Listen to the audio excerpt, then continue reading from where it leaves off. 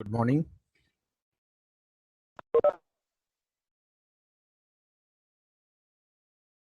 Good morning, participants. Good morning. Right. So, actually, someone kept some message to stop beep sounds. I did that, but still we are getting no tune. I set the exit tune. No tune.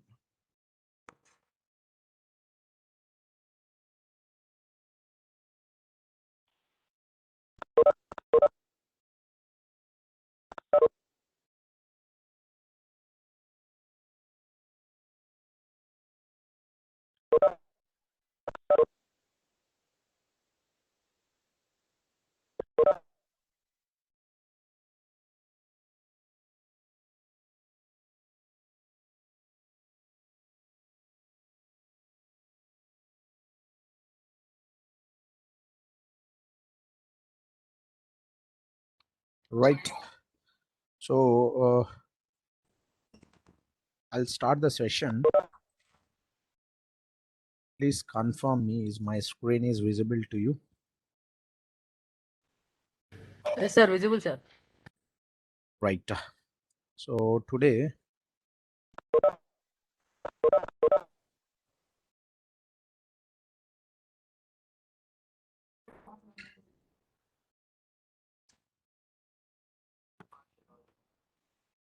just 1 second.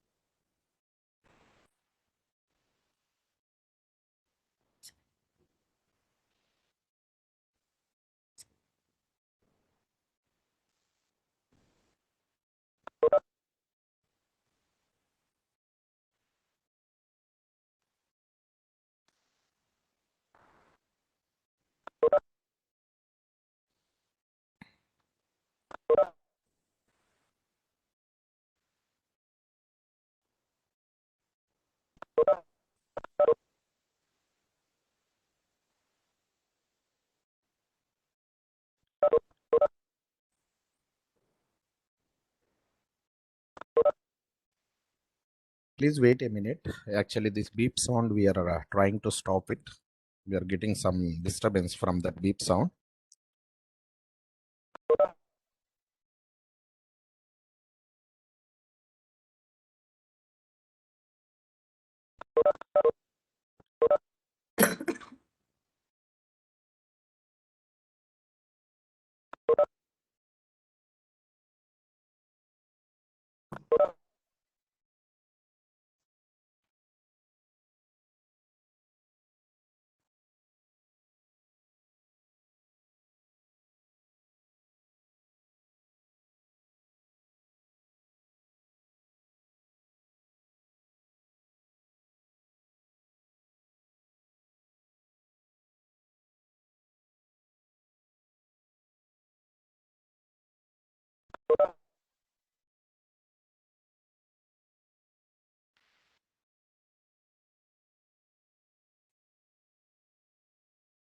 చేసావా?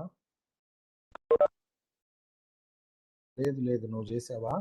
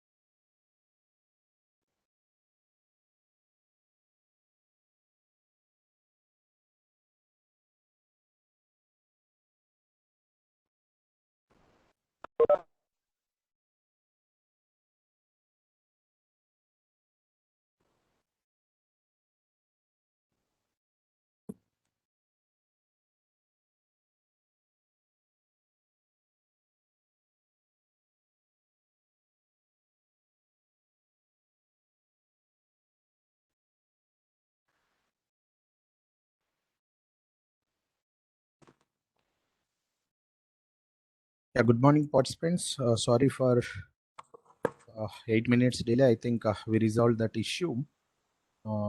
Now, see, today we are going to discuss. We'll start deep neural networks. In deep neural networks, please type in chat box if you have any issue. Then only I can see, because I think I unmuted all of you. So please type yes in chat box if my voice is clear. Yes, then good. So quickly I'll go and start the session. In that session, my session outline of today's presentation is neural networks. What are neural networks? First of all, multi-layer perceptron. We are going to discuss backpropagation and convolution neural network and recurrent neural networks. Mostly, I'll complete up to convolution neural network today. In the next session, we are going to discuss recurrent neural networks in the next session. So first, come to neural networks. Actual neural networks are biological neural networks. From biological neural networks, how artificial neural network evolved, that we will see first. So suppose, just to take one simple example, I like this example. With this we can easily understand how biological neural networks works perfectly. Just to take one example, one mosquito is biting on your left hand, just imagine. So immediately the signal will go to brain, and brain will say to other hand, just hit that position, right? So immediately other hand will go and hit that position. So within fraction of second, how our brain will like respond to that action. Okay, whatever the action is performing, how our brain will respond. So what is there behind? So simply the brain, the signal will go to brain, and brain will perform some mathematical function, obviously mathematical function, and it will generate some output, and that output will go to other hand, it will go and hit that position. So where is mathematics here? Yeah, really mathematics are there? Yes. So how much distance from your brain the mosquito is biting? That distance also exactly it will tell to other hand. Otherwise, how it will go and hit that position? Our hands or our body parts, whatever you take it, comes under control of brain only. When brain says something, we will do action. Otherwise, we will not do any action. So in this, what is happening? So this, see, you just consider these are like nerves. These nerves, which nerves brings signals to the brain, we can call it as dendroids. Inside the brain, some central processing, like exactly in our computer, some central processing unit is there. That is, we can call it as nucleus. The nucleus can take the signal and process it and send output to via other neurons, so such we can call it as axons. By taking this as a reference, we created an artificial neural network. Humans created artificial neural network. What artificial neural network contains? See, we are taking some inputs. Here we have one node. In that node, neuron is there. That neuron can perform some mathematical operation. That the sum and squash operation is there. I'll discuss that, and it will generate output. Same way here. Now another example, you take it. Same mosquito is biting. Another something is coming towards your eye. Something is coming towards your eye. So two things are there. Brain can signals will go to brain. Two signals will go to brain. Immediately, brain can process it. Two signals, and it will tell to eye to close it first. Okay, this mosquito biting is not that much a priority, so this eye is much prior. So we can say that brain will say to the eye, please close it immediately. So we can do first this action. How This implemented in artificial neural networks means by using weights. We did this. By using weights, we did this. So here inputs, weights are there. In the same way here, which weight is more important? Based on some weights, it will give importance to particular action. It will give importance to particular action. Same way we implemented here in artificial neural network. Now come to this artificial neural network. Neural networks incorporate two fundamental components of biological neural nets. One is neurons, so nodes we can call here. Synapses, here we can call it as synapses. Weights, here we can call it as weights. Okay, so by taking biological neural network as a reference, and we created artificial neural network. Now generally the participants who don't know anything about artificial neural network, don't worry, the people who know also, maybe you know that artificial neural network, it performs simple mathematical operations only, not even complex mathematical operations. Very simple fundamental mathematical operations only it will perform. Now mathematical operations are, we can call it as function. Function means some mathematical operation, right? So if you think about programming point of view, something in chat box, sir, try.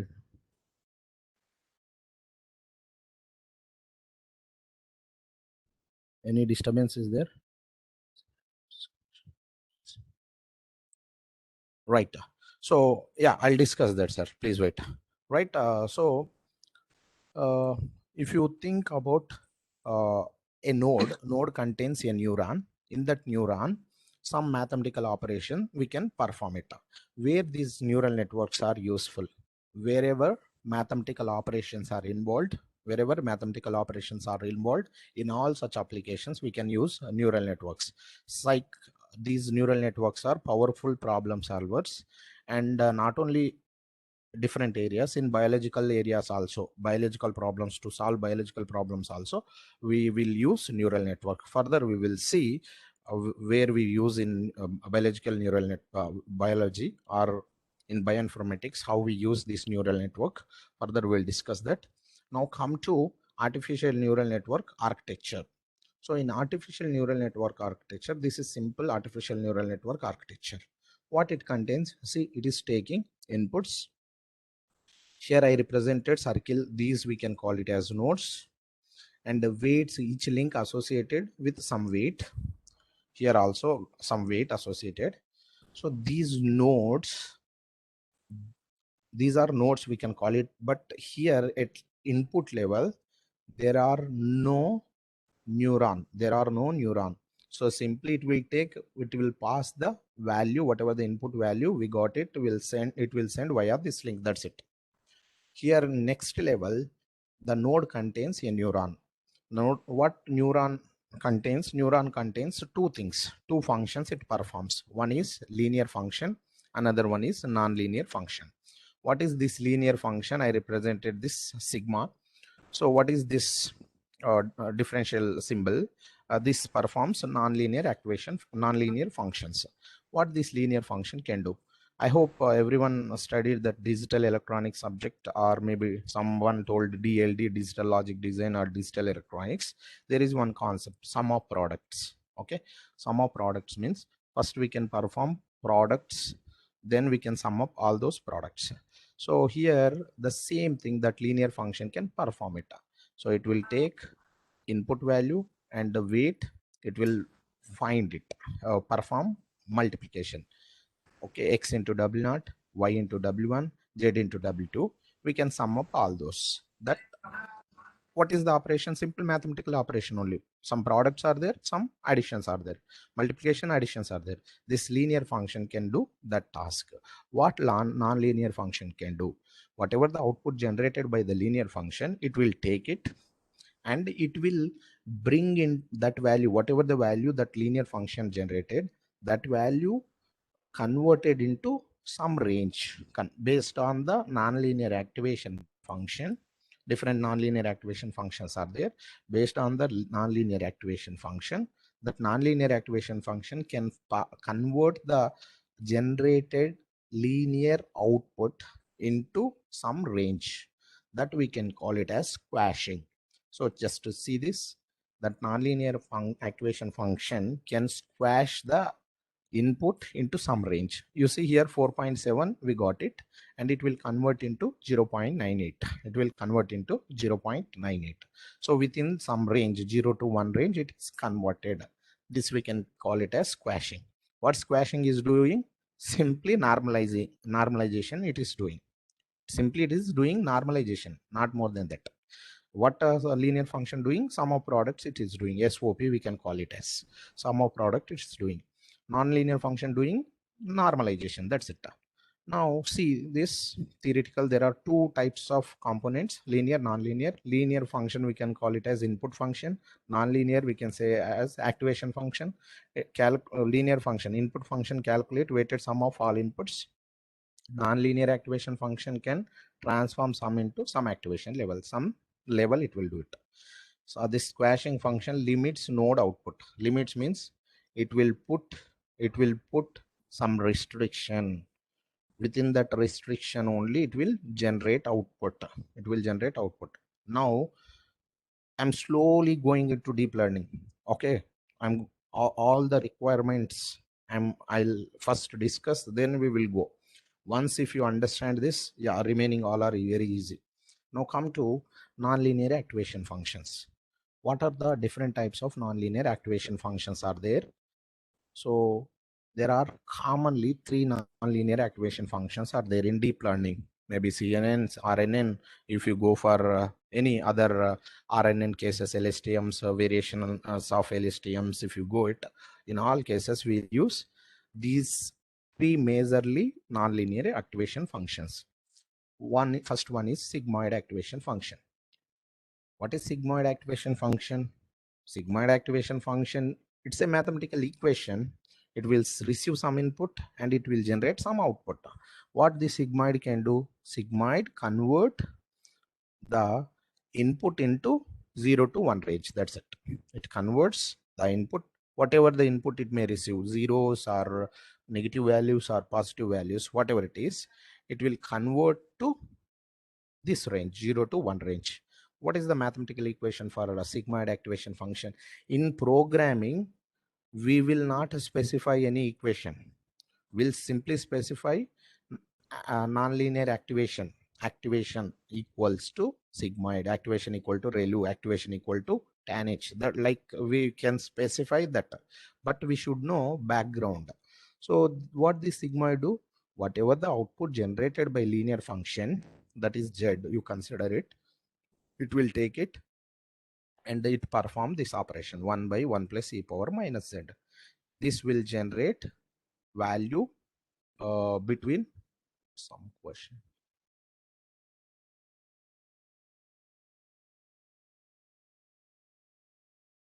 Yes, these are ready to use functions while programming, but we should know, na sir. We should know. Right. So then if you go for tan H function converts the values from -1 to 1. So what is the function? This is theta of Z.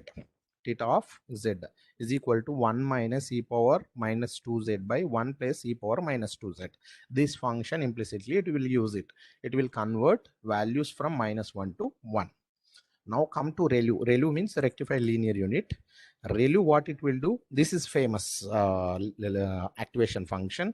In ReLU, different nonlinear activation functions also generating variations of ReLU, like Riki ReLU, R ReLU, like the different ReLUs are there.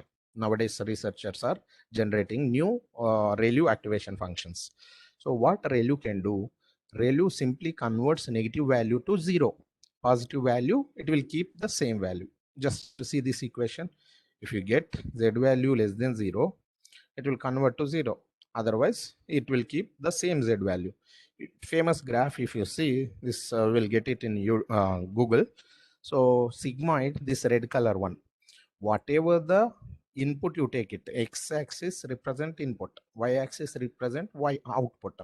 Whatever the value you take it, The output should be 0 to 1 only. There's a red line if you observe it. So now go for blue line. Whatever the input you take it, negative, positive, whatever it is, the output generated is from -1 to 1 only. From -1 to 1 only. Now go for ReLU.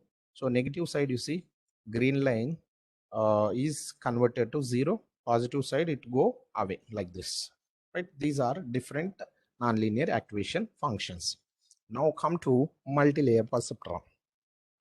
So in multi-layer perceptron is a model of neural networks. Means we can arrange neural networks or neurons into multiple layers. By the name itself we can understand. What is multi-layer perceptron? Multi-layer perceptron is a fully connected feed-forward neural network. Multi-layer perceptron is a fully connected feed-forward neural network. So in this, what we are doing, a multi-layer perceptron consists of 3 layers. One is input layer, another one is hidden layer, and another one is output layer. At least 3 layers. One input layer receives input and sent to next layer. Here hidden layer is there. Here each node contains a neuron. It performs some actions and it will generate output. Finally, one output layer. Here it will generate output. Here it will generate output. Now I'll introduce one example here related to image processing. That example is take 1,000 images. In 1,000 images, 500 images related to dog, 500 images related to cat. Okay. So what we will do, at the time of training, we can send, suppose 800 images, shuffle all those images, and 800 images, randomly 800 images we use for training. So we will pass here image, any neural network you take it, that neural network, first we have to convert the given input in the form of numerical vector only. Any neural network, it will perform action with numerical values only. So we have to convert, take images, take video or signal, voice signal, by a DNA sequence or a text sequence, whatever it is. Okay. Whatever the input, you have to convert it to numerical vector. Those 800 images numerical vectors will send here, okay, to this input. And finally we can train the model. How we can train the model? This is supervised learning. We can do supervised learning. Supervised learning means each image contains corresponding label. Just imagine dog images, I can represent as 1, label as 1. Cat images I can represent as 0. Okay, label is 0. So first, by using supervised learning technique, we can train the model. At the time of testing, we will pass one image. That image output probability, means output is like suppose it's a binary class classification. So either it will generate a value near to 0, or it will generate value near to 1, okay, or middle, whatever it is. Suppose what I consider 0.5 below, if you get any value, that I'll consider as 0 and consider like it's a cat image. 0.5 above, whatever the value will get, will assume that value as 1 and will consider that image as dog image. So this will happen. So for this one, we required one input, one hidden layer, one output. Based on the application, will increase number of hidden layers. This is very smallest neural network, but real time this is not suitable. We'll use big neural network. So input are like 1,000. So hidden layer, number of nodes in hidden layer are more, and number of hidden layers are more, we can use it. Now see, information flow is unidirectional. Here I didn't specify arrays, but these are directed arrows. From left to right, a direction is there. Here also from left to right, a direction is there.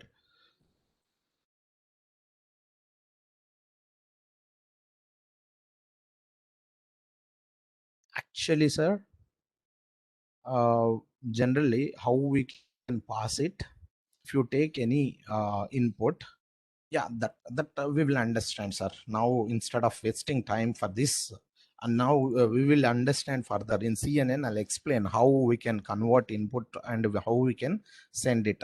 Generally, suppose here 100 nodes are there. So 100 nodes means we will not send one image. We will send group of images, batch of images we will send. That I'll discuss, sir. Please hold for a time. We will discuss that. Now data is presented to input and passed to hidden layer, and it will go to output layer. This is the way, unidirectional. Reverse direction is not possible. Information is distributed and processing is parallel. What's the meaning of? So information, whatever the input send here, that input is distributed, send here, here, here, in everywhere. The same way, remaining input also send to all nodes present in the hidden layer. Once the data from all nodes, we can, if we receive, the nodes or the neurons start working on that data. So information is distributed here. All data is there here. Whatever the data we passed here, whole data is here, here, here, here. So, but processing is parallel. In the same time, the 5 nodes can run or can start working parallelly. That we can say processing is parallel. Now come to feed forward neural network. I said multi-layer perceptron is a feed forward neural network. What is feed forward neural network? Feed forward neural network arranged in layers. Each unit is linked only in the unit in the next layer. See, this node is linked to the next layer node only, and this node is not linked with the same layer node, or this node is not linked with the output node, only linked to the next layer, only linked to the next layer. Now no units are linked between same layer or back to the previous layer. Yeah, from here to back we cannot connect. From only forward direction we can connect it. Computations can be processed uniformly from input to output units. No internal node exists. Suppose this is my uh, input layer, this is my hidden layer, output layer. So many hidden layers are there, just imagine. But in between hidden layer and input, there no node exists in between them. Okay, that is not possible. Now come to mathematics. So now here I want to calculate uh, that output, what this node will generate, what output this node will generate. See, I'm passing input value is 1, and here I'm passing input value is 0.5. So weights are 0.25 and minus 1.5. So here what we are doing, linear function, 1 into 0.5, 1 into 0.25 plus 0.5 into minus 1.5, minus 1.5. So we can sum up it, minus 0.5 we got. How can we squash? Take one squash function. That I don't know what is that squash function. So 1 by 1 plus e power z. Z value is minus 0.5. It will generate some output. That output will send here. Okay, that output will send here. This is the way it will process it. This is the way it will process it. Now come to except for the, yeah, these three points related to uh, feed forward neural network.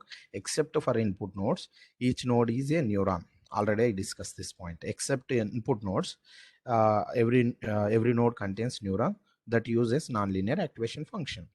MLP, multi-layer perceptron, utilizes supervised learning technique called backpropagation. In backpropagation, for training, I'll tell you what is training. Please hold a minute. It's multiple layers and nonlinear activation function distinguish MLP from linear perceptron. Linear perceptron means one neuron. Okay, so we arrange neurons in multiple layers. It will distinguish. Okay, it will identify different features and it will distinguish the input. Now, now come back. Now come back. So now you see these inputs we will pass, maybe through image we can convert into numerical vector, we can pass, or maybe directly voice signal we can convert into numerical vector, we can pass it. But what about these weights? How we get these weights? These weights are randomly initialized. These weights are randomly initialized. Randomly means, and is there any importance for these weights? Yes, these weights play a crucial role generally in the training time. I hope you know that in training, what we can do, I said 800 images. Yes, those 800 images, once I'll pass to the model, I predict in the training, it will look actual labels, and it will find accuracy and loss, everything. Uh, yeah, images are two-dimensional, that I'll accept. Three-dimensional also there if you go for color images. But two-dimensional means multiple values are there. Those multiple values I'll convert into one-dimensional vector and I'll pass it. Okay. Now see, 800 images, just imagine I passed once to the model. I initialize these weights randomly. So I'll get some accuracy. I'll get some loss. Next time in back propagation, what we can do, we can update these weights. Next time again, we can send same 800 images to the model. Now I'll check.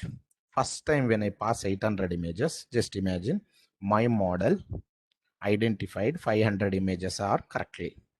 Next I update the weights. Next time I'll pass 800 images. This time my model identified 600 images correctly. I can update the weights. Again, I'll send 800 images. Like this, it will happen. So in this case, images are not changing. Same images I'm sending every time. What I'm changing, I'm updating weights. Training, machine learning model, training means updating the weights, not more than that. Updating the weights. We are updating the weights. We are updating for proper weights. Here one question will come. Why we are sending same 800 images again and again? For this, I'll discuss with a simple example. But suppose you tell me in chat box, if one person is going in front of you, accuracy means, I'll tell you, sir. Suppose if you send 800 images, 600 images correctly identified. So 600 by 800, we can do it. We will find into 100, we will find accuracy. Right. Now tell me, in front of you, one person is going. In the first look, what you will observe?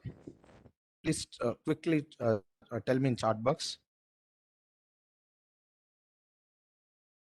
Face, height. First, I will identify whether the person is male or female. What is the height? Generally, by looking, our brain can process that, yeah, this person height is very tall, this guy is tall, this girl is short, this girl is tall. Like that, we can identify. Gender, yeah, obviously male or female, we can identify in the first look, because our brain is already trained from childhood. By looking that, it will decide whether the person is male or female. Okay. But the machine learned model, first time it is not trained. So first time it is seeing first time. So it will not identify properly.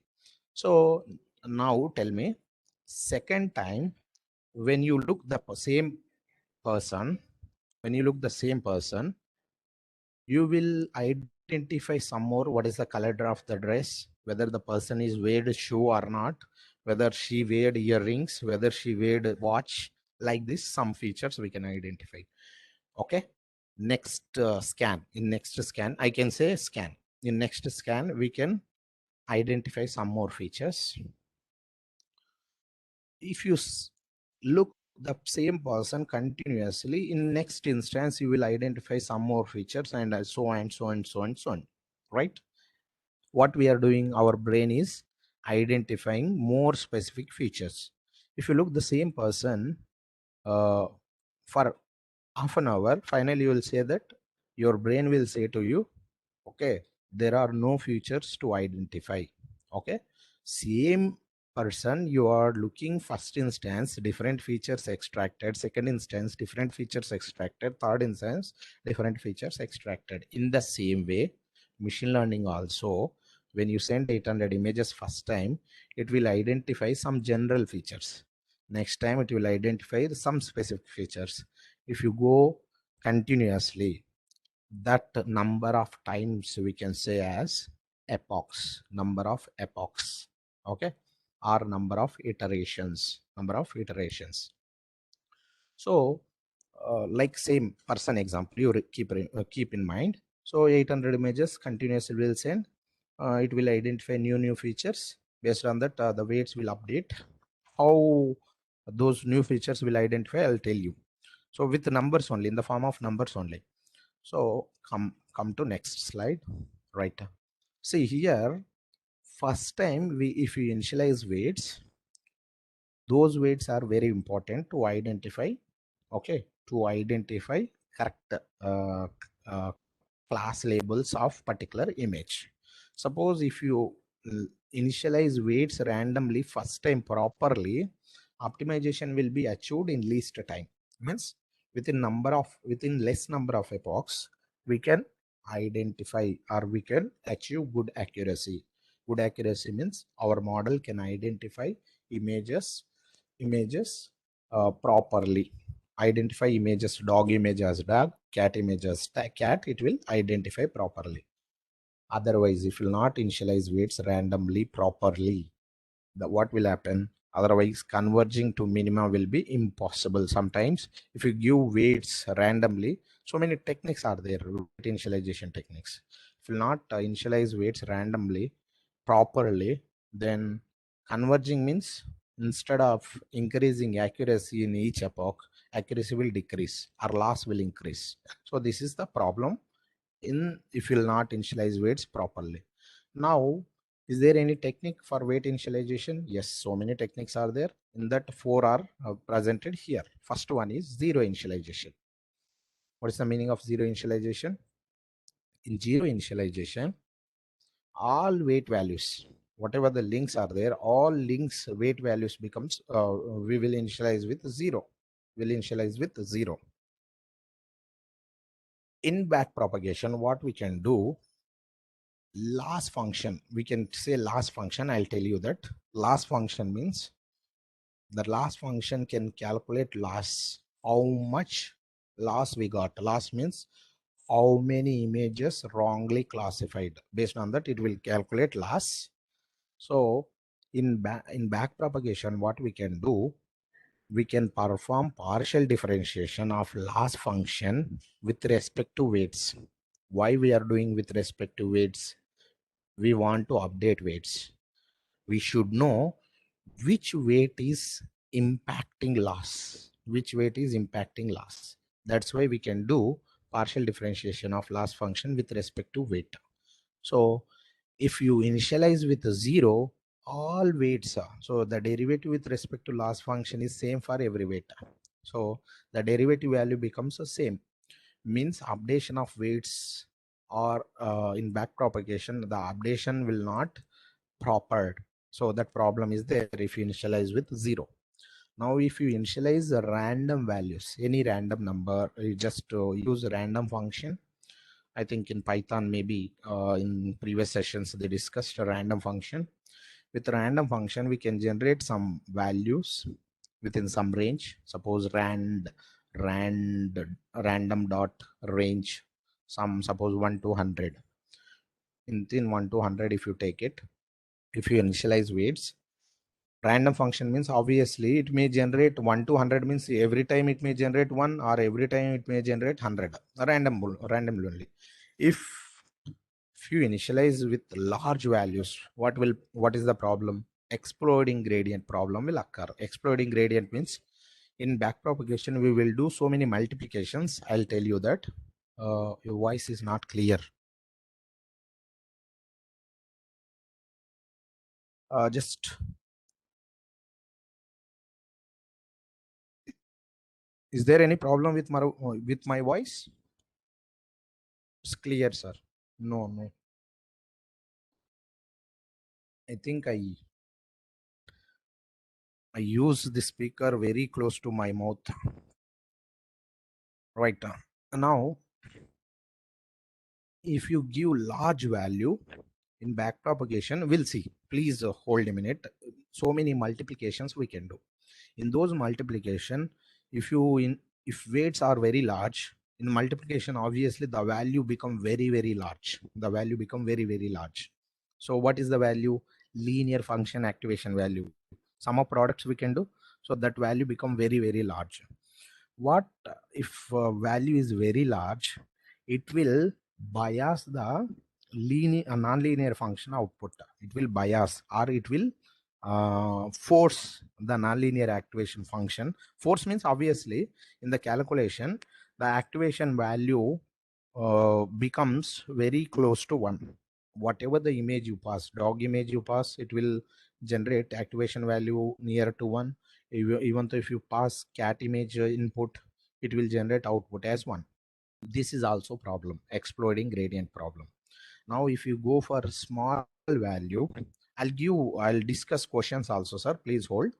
After completion of this part, I'll start I'll go for question answering. Now if you give very small values, vanishing gradient problem will occur. This exploding and vanishing gradient problem, to explain mathematically, it will take 1 hour time. I'm giving as an assignment. You can do it. Go for like machine learning mastery blog. In that machine learning mastery blog, you go to exploding gradient problem and vanishing gradient problem and read it.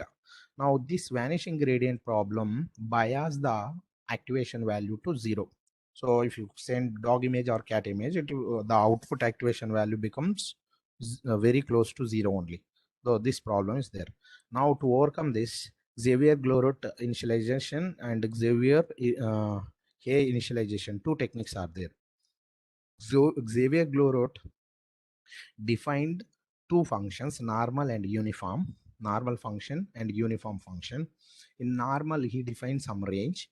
If you pick values for weights within this range, the model converge quickly. It will never go for diverge. It will never go for diverge. Like that, after doing research, they identify some ranges. Normal, what is the normal range? N 0 to sigma, standard deviation. How can we calculate standard deviation? In uniform, minus R to R, they specified some range. Okay, I hope you know normal and uniform distribution. So in normal distribution, mean is at center, remaining values are distributed left and right with this range, standard deviation range. In uniform, the values are uniformly distributed minus R to R. That's the meaning. The standard deviation, if you take it, how can we calculate the standard deviation? Standard deviation we can calculate by using square root of 2 by fan in plus fan out. Here fan in plus fan out, how we can calculate this fan in plus fan out? In graph theory, maybe everyone know graphs. At least in 8th, 9th class we'll read. Everyone know graphs. In graphs, two types of graphs are there. Means various categories are there, but with respect to directions, there are two types of graphs. One is undirected graph and directed graph. In case of undirected graph, how can we calculate degree of a vertex? Degree of a vertex equal to number of edges connected to that vertex. We can call it as degree. If you go for directed graph, there are two types of degrees related to one vertex. One vertex, if you take it in degree, we can call it as out degree. We can call it as in degree means the number of edges coming towards that vertex, we can call it as in degree. Number of edges going from that vertex, we can call it as out degree. Same way, fan in and fan out. Fan in is like in degree, fan out is like out degree. You see this number of nodes or links coming towards this node is 2. So the fan in is 2. How many links going out? 1. So fan out is 1. By using this, we can find standard deviation value from 0 to the standard deviation range. We can pick value randomly, again randomly. We defined one range. Within that range, we can pick values randomly and we can initialize. If you go for uniform, only small difference is 6 by fan in plus fan out of under square root of 6 by fan in plus fan out. This Giove-Glorot initialization is working well, and here in more simplified this normal uniform ranges. So how simplified? Instead of fan out, they used only fan in. 2 by fan in, 6 by fan in. For sigma, a sigma function, they used under root of 2 by fan in. For r, they used under root of 6 by fan in. These formulas they used. Now go for back propagation. So in back propagation, uh, we have to understand three terminology properly, because it is very much useful in the calculations. So first one is function. Okay, first one is function. What is function? Function is in programming. Tell me what is function. Function is a subprogram. It performs some action. Any function you take it, it performs some action. Which type of action? Mathematical action it performs.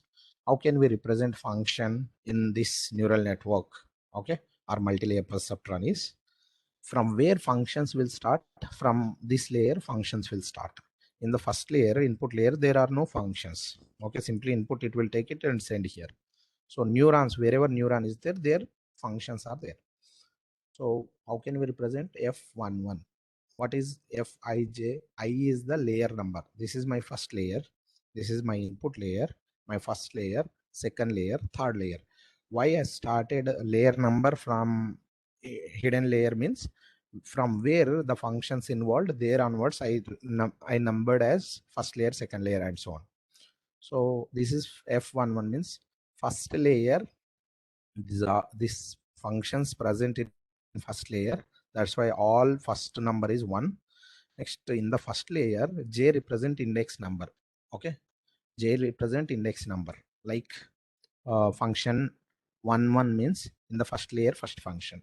1 2 means first layer second function. 1 3 means first layer third function. See, second layer first function, second layer second function, third layer first function, like this.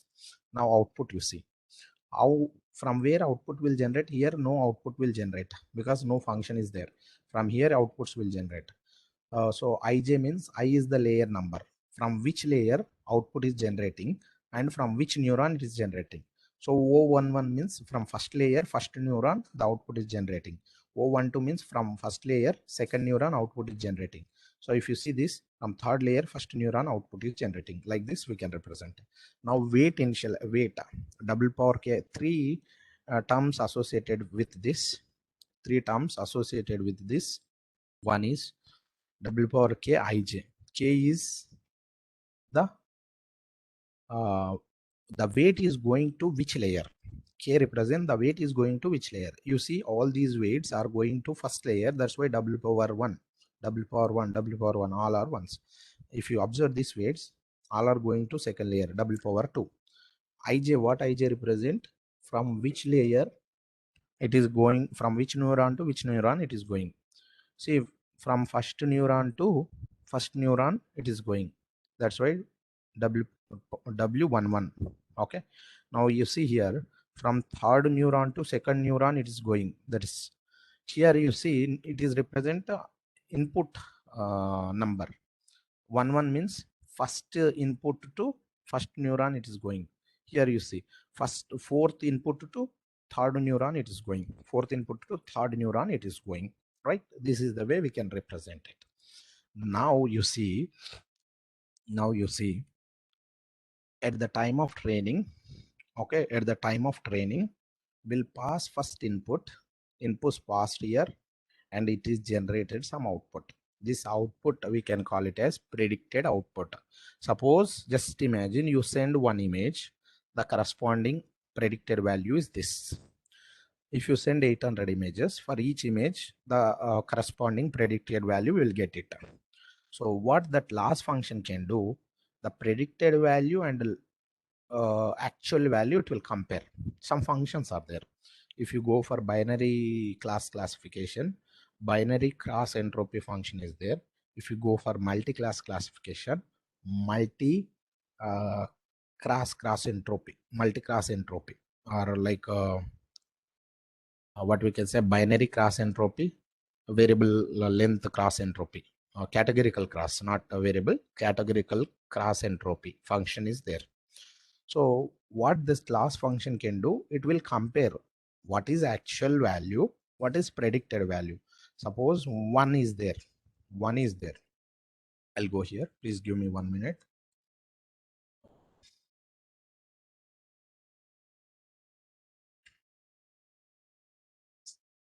Why it's not going?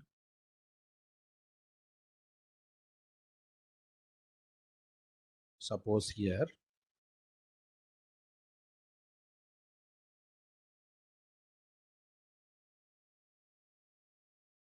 online whiteboard.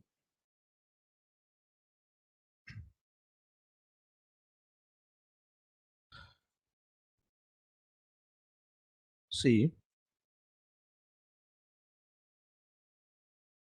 these are my input, and these are my labels. Okay, my input first image converted into numerical vector. This is my first image numerical vector. My second image, this is my second image, and total 1000 images, 1010k images, 1000 images. So corresponding numerical vectors are there. Image means two-dimensional matrix. It's a matrix array. I'll convert two-dimensional matrix into one-dimensional by using row measure order or column measure order, whatever it is. And now this is first, just imagine first 500 related to dog. So all these values are 1. All these values are 1. Next to 500 cat images, all these values are 0. Actually, image that data set is like this. Now what I'll do, I'll shuffle all this.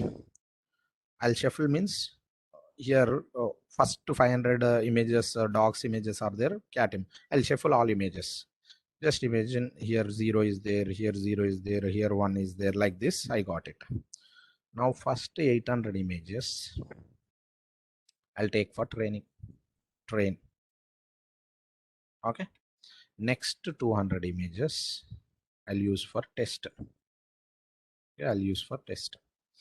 This is my model, neural network model, any neural network model. I'll pass these images. I'll pass these images. For 800 images, these are actual values. This is represented with Y. For 800 images, I'll get predicted value that I'll represent with Y cap. What my last function can do, Y cap, I can compare it. Right? This is performed here. Now see, in the whole structure, these outputs will change based on these weights and inputs. These outputs will change based on these weights and these outputs, and so on. Here inputs every time will pass 800 images only in each iteration. So inputs are not changing. Suppose if you got some loss in the first iteration, next time in back propagation, what we are doing, we are updating these weights. Why we are updating weights only? Why we are updating means the weights are impacting loss. The inputs are also impacting loss, but inputs we will not change. Weights we can change it. First time randomly initialized. So we are performing partial differentiation, or we are understanding how much this weight, suppose this weight you take it, how much this weight is impacting loss. But suppose this weight is increasing loss. Just imagine if this weight is increasing loss, what we have to do? We have to reduce this weight. If this weight is decreasing loss, okay, if this weight is increasing loss means we have to decrease this weight, obviously loss will decrease. If this weight is increasing loss, what we have to do? If this weight is decreasing loss means what we have to do? We have to increase this weight. We have to increase this weight. Okay, so for that purpose we will go for back propagation. Now see how many weights are there. So 4 into 3, 12 weights are there. So the weights are going to first layer, total 12 are there. The weights are going to second layer, total 6 are there, 3 into 2. The weights are going to third layer, total 2 are there. Total 2 are there. Now come to this part. Sir, I'll come to questions. So many questions are coming in chat box. I'll come to that. So after completion of back propagation. So these are the weights. Now, how can we uh, update the weights? How can we update the weights? So what we are doing for optimize, we are trying for optimization. Sir, take for 5 minutes break. Take for 5 minutes break. I'll start this. Please give me. I'm going for water. Please give me 5 minutes. Take break 5 minutes. We'll discuss.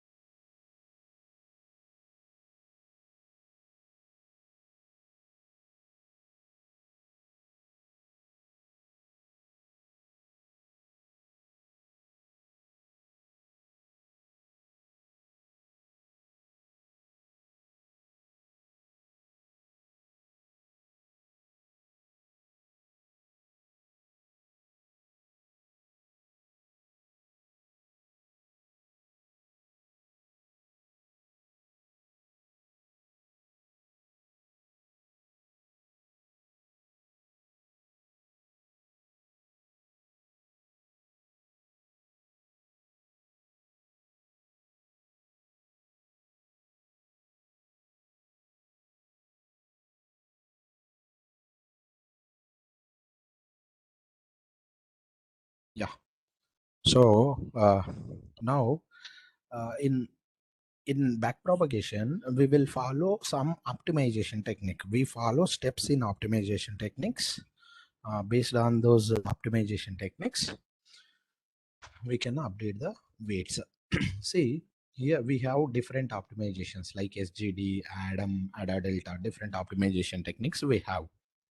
Now see this. In this optimization, if you go for any, I think in operational research subject, we have different optimization techniques we discussed.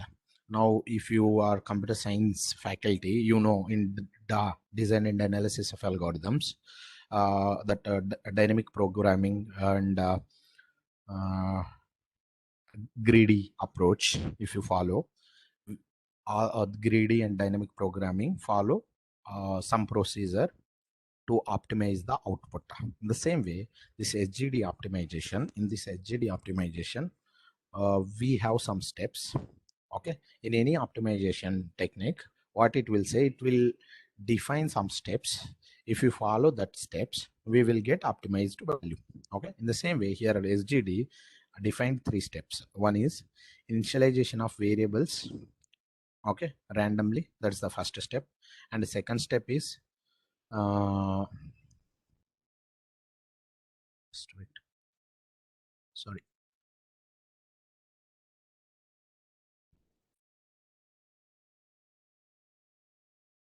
sorry.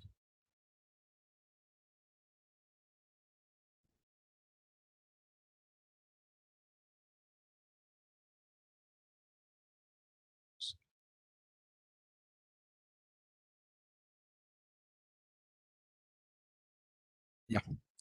uh, so here, second step is update rule. In the update rule, what we are doing, we are updating the weight. New weight is equals to old weight minus eta dou L by dou W power k ij. So eta is learning rate. This is hyperparameter. I'll discuss this word. Please keep in mind hyperparameter. This is hyperparameter. This value, eta value is, we will consider from 0 to 1. In between 0 to 1, we will consider. In between 0 to 1, we'll consider. So this is the partial differentiation of loss function with respect to that weight. With respect to that weight. Now perform update till convergence. How many times we have to do this update rule? Number of epochs. How many number of epochs we can do? Those many times. How can we decide epochs, number of epochs? That is also hyperparameter. How we will decide? Like this. So the old weight and new weight are very close to each other, then no need of doing next time, because both are same, almost same. So when we can say it is converge, it means old weight and new weight both are very close to each other. Up to that we can perform this updation rule. Up to that we can update this updation rule. Now come to one chain rule in partial differentiation. Suppose if you take any x input, if you perform any function f of x, and if you perform any function g of x on the top of x, and the outputs, whatever the output generated, those outputs will pass to h of x function. If you perform partial differentiation of dou h of dou x, to do this, we follow these two paths. Partial differentiation means what? How much impact? Okay, impact we will calculate. Dou h by dou x is equals to what is the impact of this x of this output. That's the meaning. So dou h by dou x equal to this path, dou h by dou f into dou f by dou x. In the same way, this path, dou h by dou g into dou g by dou x. This one is useful further. That's why I kept here. Now come to back propagation. How can we perform partial differentiation?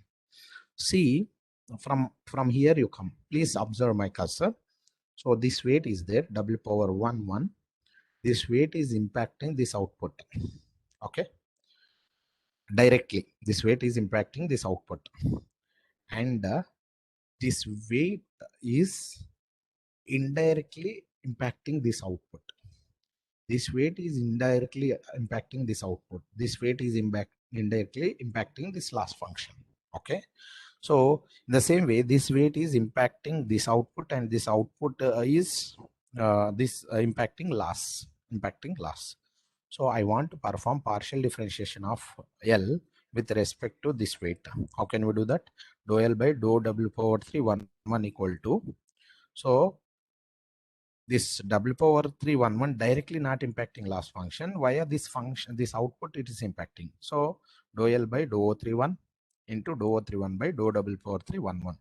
Same way here, dou L by dou W power 3 2 1 equal to dou L by dou O 3 1 into dou O 3 1 by dou W power 3 2 1. This way we can calculate partial differentiation. Now go to weights going to second layer. These are weights going to third layer. Next, these are weights going to second layer. Now see these weights, 6 weights. Now come to this weight, W power 2 1 1.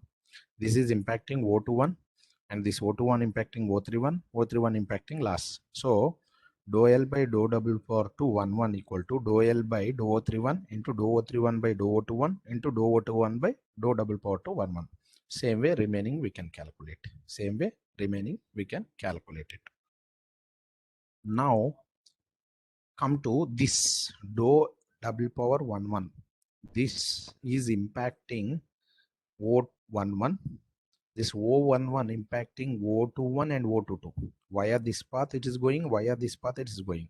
And this O21, O22 impacting O31 and O31 impacting loss. So to find loss function of the partial differentiation of loss function with respect to this weight is equals to dou L by dou O31 into dou O31 by dou double power 1 1. Dou double power 1 1 1. So I did up to here. From here I want to calculate this. Two paths are there. So dou O31 by dou double power 1 1. How can I can calculate? Via this path I can calculate dou O31 by dou O21, dou O21 by dou 1 1 into dou 1 1 by dou double power 1 1. And in this path dou O31 by dou O22, dou O22 by dou 1 1 1, dou 1 1 1 by dou double power 1 1. Yeah, in this way we can calculate.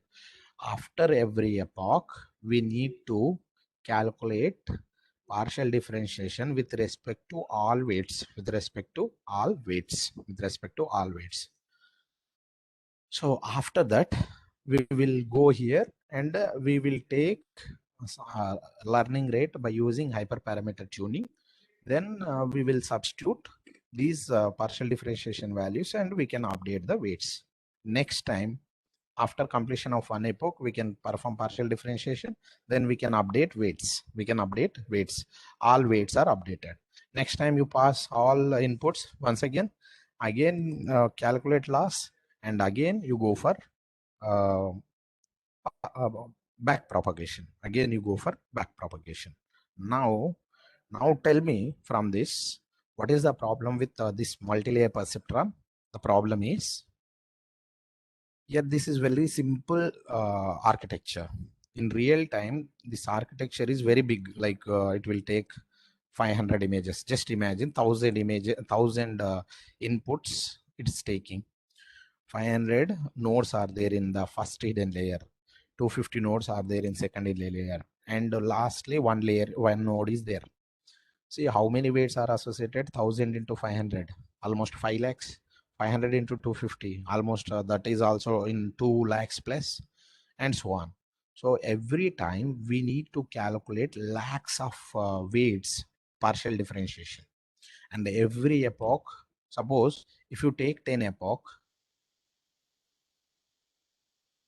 10 epochs if you take it, 1 crore operations we have to perform. So it is very hectic. So this is the problem with, it's very slow. So this is the problem with normal multi-layer perceptron. To overcome this problem, okay, we will go for convolution neural networks. So see, the number of total parameters can grow to very high. It degrades spatial information. It degrades spatial information. Now, yeah, we'll go for question answering. I think, is it possible to unmute yourself? Otherwise, I'll make it.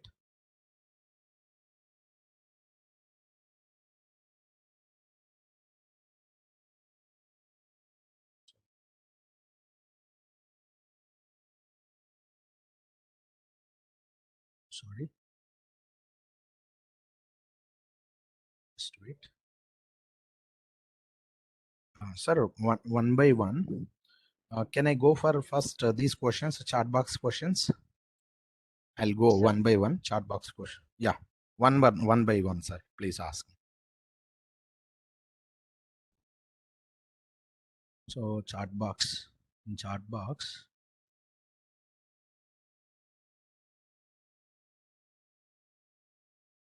So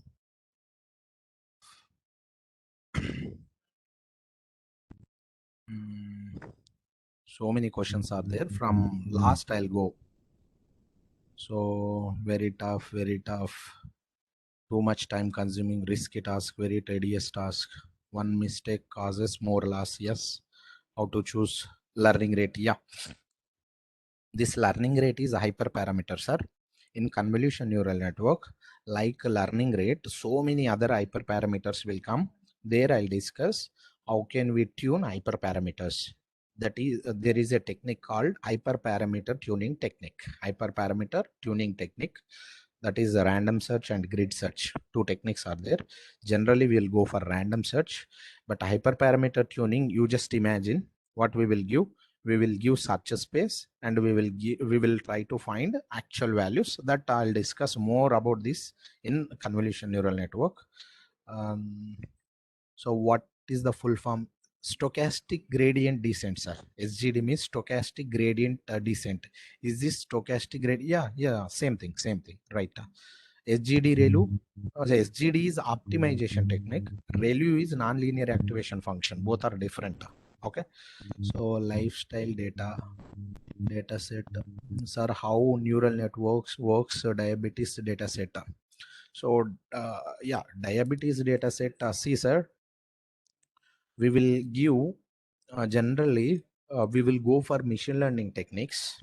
So like diabetes data, uh, glucose prediction, or whatever it is, diabetes prediction. And generally we'll go for machine learning. Yeah, here, yeah, correct situation to discuss why we are going for deep learning instead of machine learning. So in machine learning, we have to give features, we have to extract features, and we have to give those features to the model. Then based on that, it will classify or predict. But in deep learning, suppose in some applications, in real-time applications, so it is very difficult to identify features. Like take DNA sequence. DNA sequence contains only 4 characters, A, C, G, T. So it's a continuous string. It's a continuous group of characters. So in those characters, which pattern is more important? We don't know. Okay. Then in such applications, what we will do, we will go for deep learning. In deep learning, automatically it will extract features. For deep learning, we will give raw data. It will extract features and it will perform classification and prediction task. Okay. And one more difference between machine learning technique and deep learning, why we, if input size is very small, go for machine learning. Okay, input size means, my meaning is data set size is very small. Suppose you have only 1000 or 2000 or 5000 samples, go for machine learning technique. If you have more than that, we will go for deep learning. So in deep learning, if you go for deep learning with a less data set, maybe the model training is not proper, right? Kindly explain about fixing threshold for loss function. Threshold for loss function. Okay, how can we fix threshold? That depends on applications, sir. Suppose in some critical applications are there. Suppose like uh, in rocket science, just take one simple example.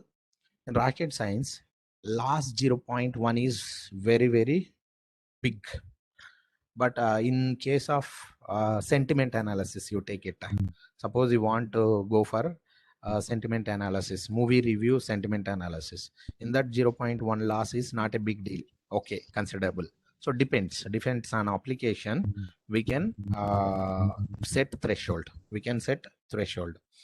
Generally, in optimization, uh, where generally, how can we decide in one epoch to next epoch, the loss is not decreasing, same loss we are getting, there we can stop it generally. That's the one scenario we can do it.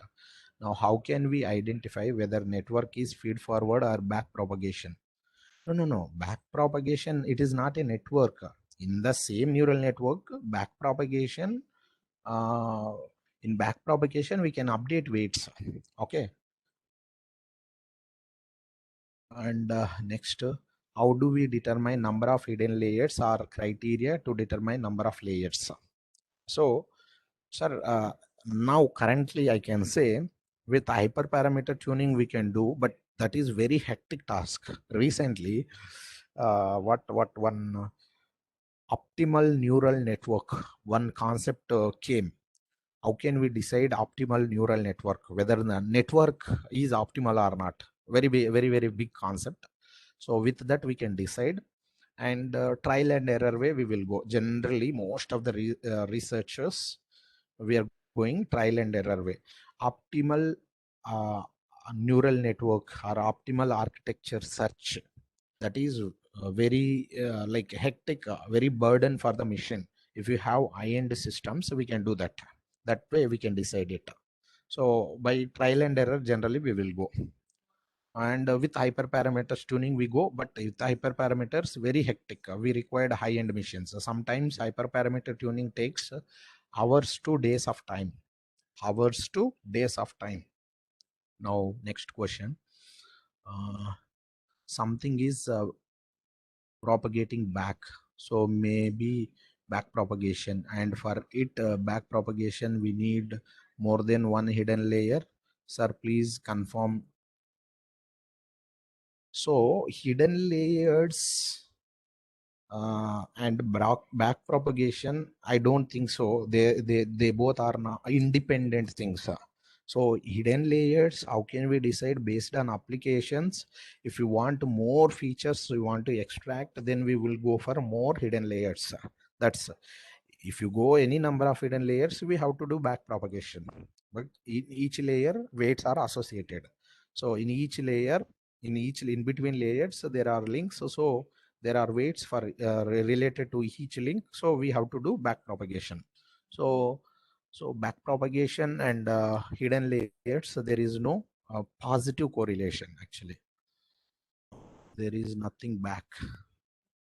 Why called back propagation? Back propagation means what we are doing.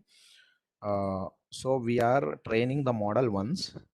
Next before going to train next times with the same data set, we'll try to update the weights. Due to that, we will try to reduce the loss. For that purpose, we will go. Back propagation means there is no concept of going back, something like, okay. Back propagation means we are updating the weights in that. Now all there are random values. Yeah, random values. For here the function is linear plus non-linear function, sigmoid.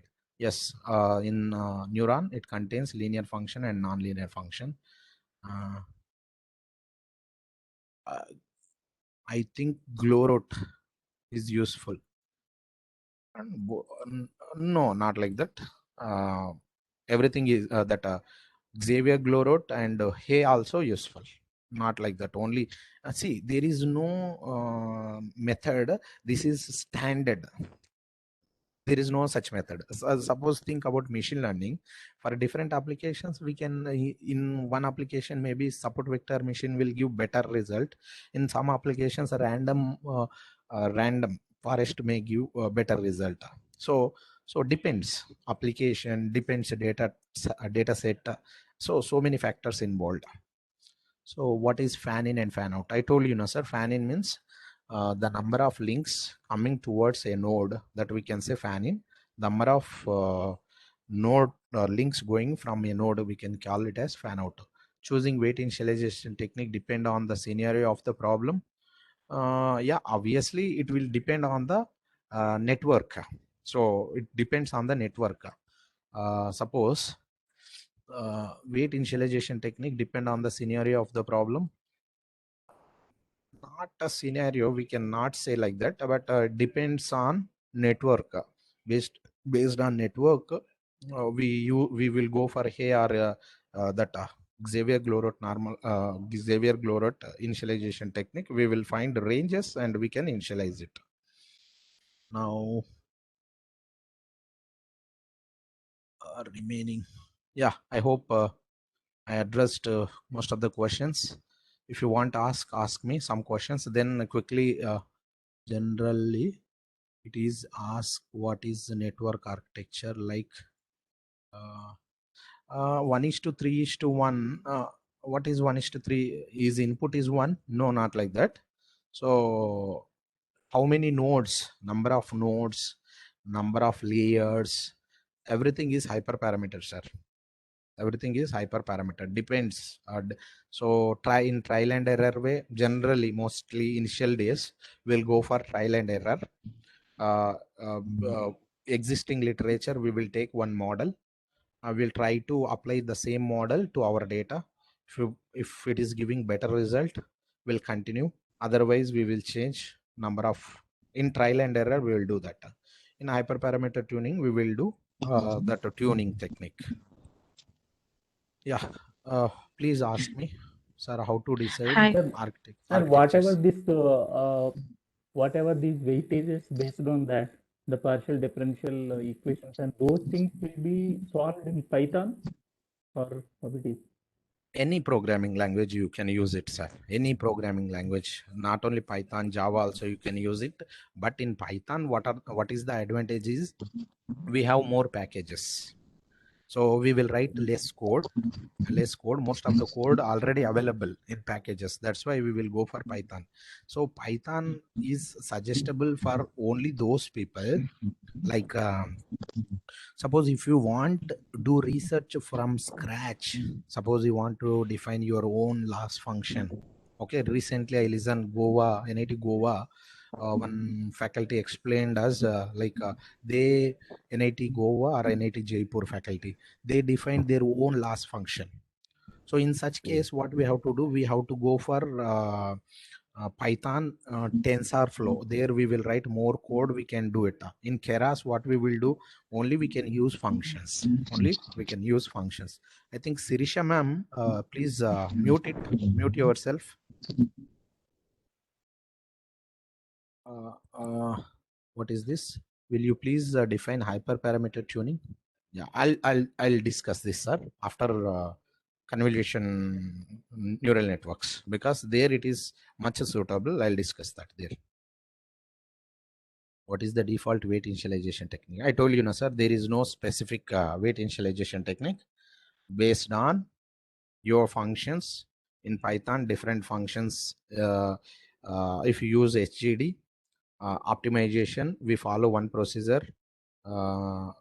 Sorry, in weight initialization, not in SGD, they'll say they go for in different functions. Explicitly we will not specify, implicitly it will take it.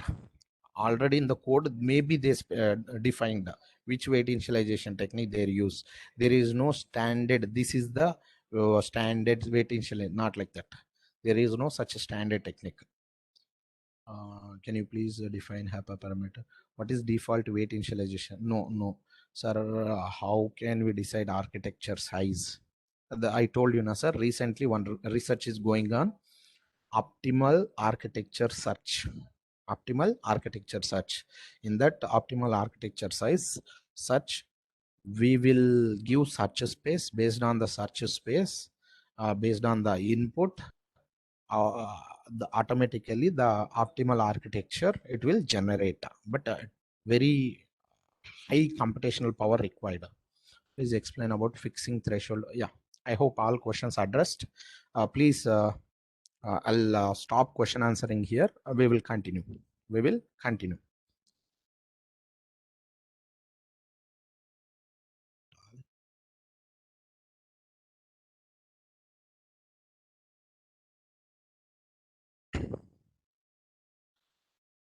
In between, I'll take 1-2 minutes break, sir. As a faculty, it's very difficult to talk continuously. In lab sessions, at least we will take some break and we'll talk.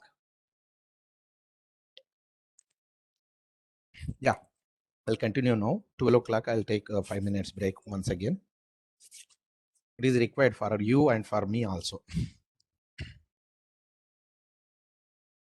Now come to convolution neural network.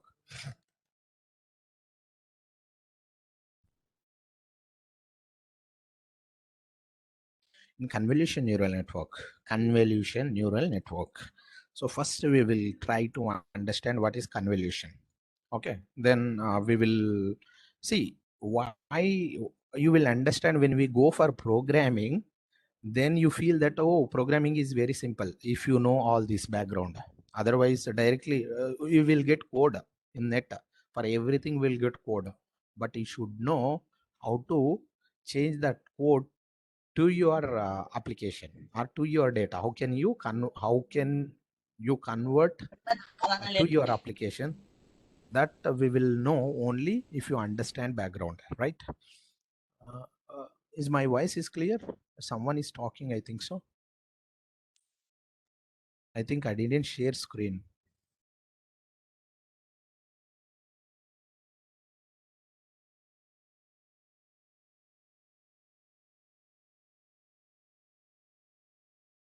Yes, right. uh, Convolution neural network. What is convolution neural network? See, CNN is also a multi-layer feed-forward neural networks. In this also we use multiple layers in CNN, which learn, okay, to map the fixed input.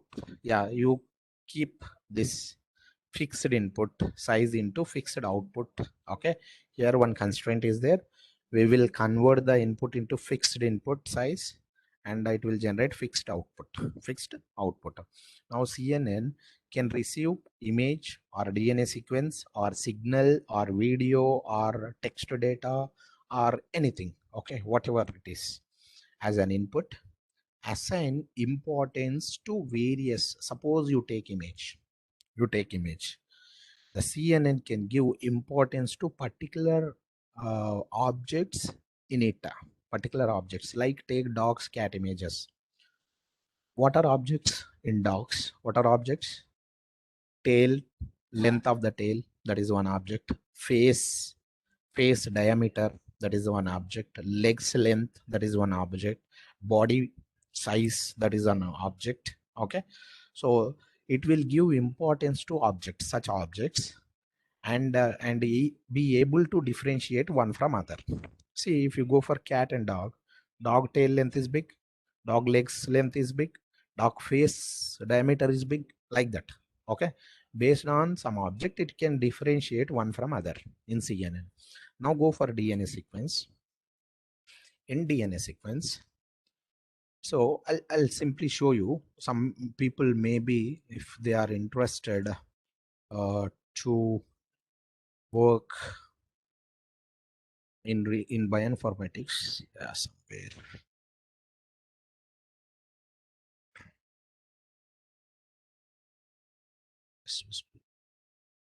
Splice a data set.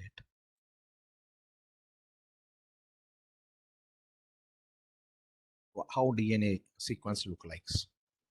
This is a DNA sequence. See, this is a DNA sequence. So this is a DNA sequence. So it is a continuous characters. In this one, we don't know which feature is important, whether this pattern is important or this pattern is important or this pattern important. We don't know. The CNN can identify such patterns. CNN can identify such patterns. It will identify such patterns in DNA to identify such patterns, and it will give importance to such patterns. Based on that, it can identify one sequence from other, differentiate one sequence from other. Now come to convolution layer is used to extract features. Convolution neural network, the convolution layer is used to extract features. What are the features? Like in case of images, edges are features, corners are features, endpoints are features, patterns in case of DNA sequences are features. If you go for image, like moving objects are there. Motion is a feature. Which object is moving? That is one feature. Action is a feature. Some action is going on. That is also a feature. And if you go for speech, okay, the high bass somewhere in speech, somewhere that what we can say curves. So up and downs there, where the thickness is there, where the height is very much like that, it will identify features. So now where we can use CNN? Everywhere almost nowadays we are using CNN in every application, but some limitations are there. Now come to CNN's achieved state of the art results in classification, DNA signal prediction, localization, semantic segmentation, action recognition tasks. Classification is any type of classification: image classification, medical image classification, COVID images classification, COVID image, non-COVID image. From last past 1.5 year, and not hundred, thousands of papers released on this concept. Okay, but the people who know CNN at that time, they got more papers, like even some people got 10 papers also in this thing.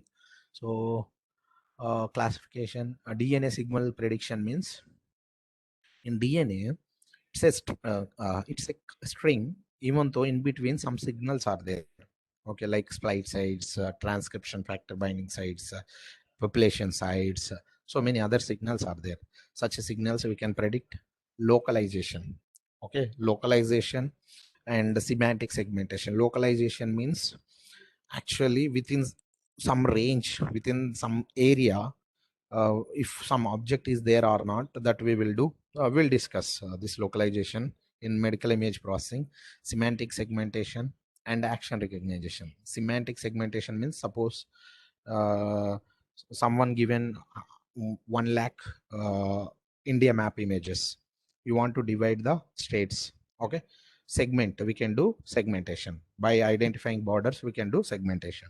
Action recognition task means, if you given any video, in that video how can you identify action? Okay, some tasks, who are jogging, who are running, such actions how can we identify? In all such applications, CNN achieved state of the art result. Now come to convolution. Go to zero level, open your mind and go to zero level. What is convolution? First of all, convolution name is different, but nothing is happening inside, only simple mathematical operation. What is convolution?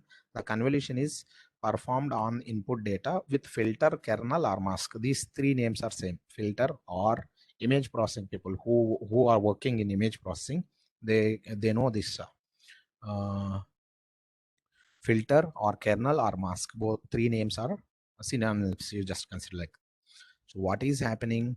Just to take image. So some people have confusion. What is the meaning of image? How image converted into numerical format? Image means, this is image. Just this gray color matrix is there. Inside numbers are there. Image means, suppose you take 28 by 28 size image. In 28 by 28 size image, 28 rows it contains and 28 columns it contains. At each 0 0 position, what it contains? Pixel value it contains. Pixel value it contains. How we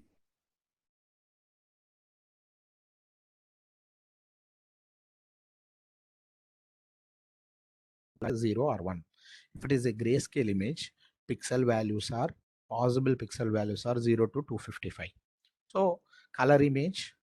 So in color image, one layer is there for red color, and another two-dimensional layer is there for green color, another two-dimensional layer is there for blue color. That I'll show you. So just think, this is a grayscale image. What is the size of the image? 6 by 6. What is happening in convolution? So convolution, this filter or kernel, mask, what I said, this is also two-dimensional matrix. If you go for two-dimensional matrix, you take a two-dimensional kernel. If you go for one-dimensional matrix, you go for one-dimensional kernel. If you go for three-dimensional matrix, you go for three-dimensional kernel. So matrix is this image is two-dimensional. So I took two-dimensional kernel. So what we'll do, this kernel I'll keep on the top of the two-dimensional matrix.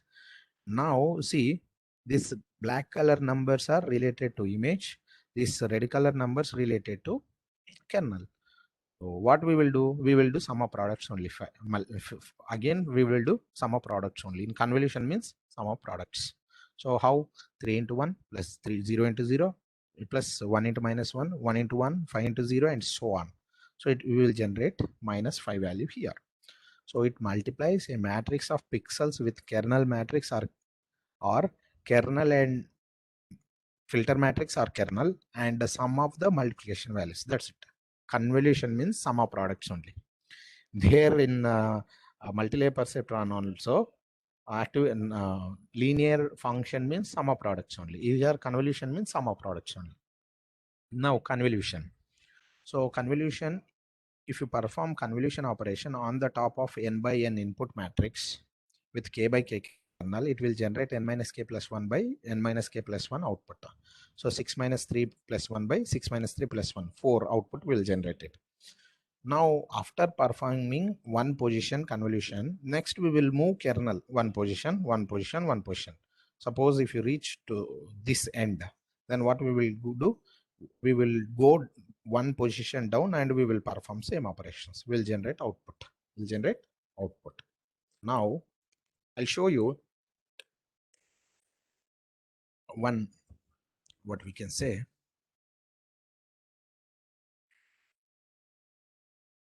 one blog. There it is very clearly explained. Yeah, see this. How can we convert a two-dimensional matrix into one-dimensional vector? So this is a row measure order. First, they kept this row 0, 1, 0. Second, this row 2, 4, 1. And third, 0, 2, 1. That is, yeah, come to this. See this, how convolution is performing.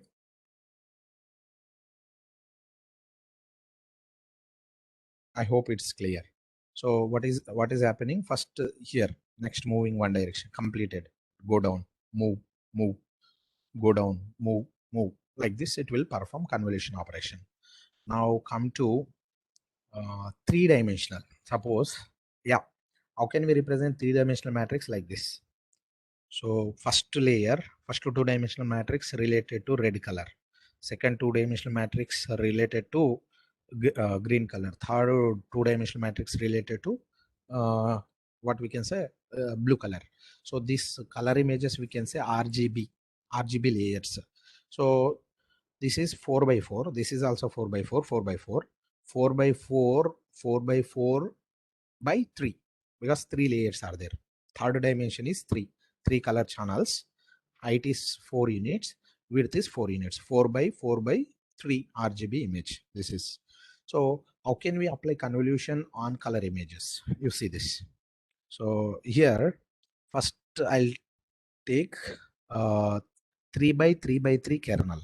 So first kernel means first 3 by 3 kernel works on first what we can say red colored channel. Second kernel works on green color channel. Third kernel works on blue color channel. So our images are three-dimensional. So we will take kernel also three-dimensional. Okay.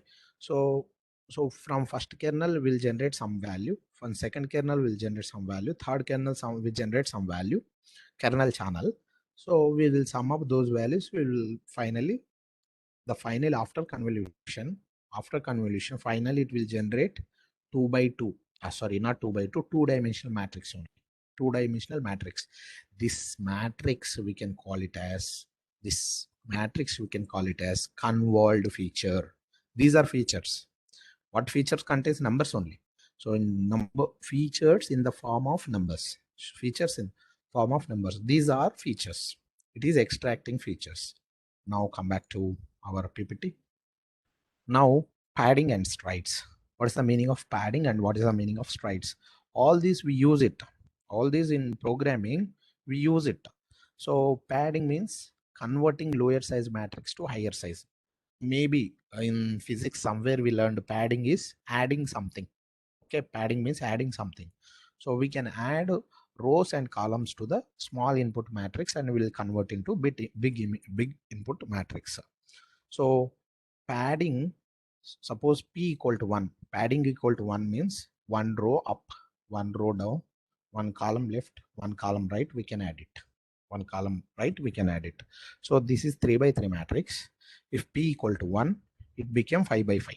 So if you perform convolution on the top of n by n matrix with k by k kernel with p equal to 1, then we'll generate n minus k plus 2p by 1 into n minus k plus 2p by 1.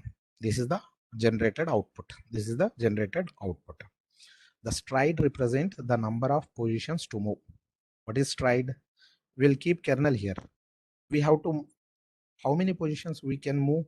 One position maybe we can move, two position maybe we can move, three position maybe we can move, based on the size of the input, based on the size of the kernel. So stride represent number of moves. Okay, so if you go for p padding and s strides on n by n input and k by kernel, this is the output matrix. This is the output matrix. Now I'll show you one, Sir, because this is not clear, sir. Padding is not clear, sir. Yeah, I'm showing, sir. I mean, see this, sir. Uh, blue, thick blue one is there, down one. Borders, like dotted borders are there. Dotted borders means one row is added up, one column left side, one column right side, one row down added. What are the values we'll keep in that? Zeros we can keep it. Zeros we can keep it. Means small size matrix will increase big size. Okay, how can we increase? Tell me, how can we increase a small size matrix into big size? By adding number of rows and number of columns. So this is the padding. Now you see this kernel. The top one is kernel, the down one is input matrix, and padded side dotted lines represent padded. How many positions it is moving, sir? Two positions. Strides equal to two positions it is moving. Horizontally and vertically, both we have to consider. If 2 stride equal to 2 means 2 positions we have to move right direction, and 2 positions we have to move down also.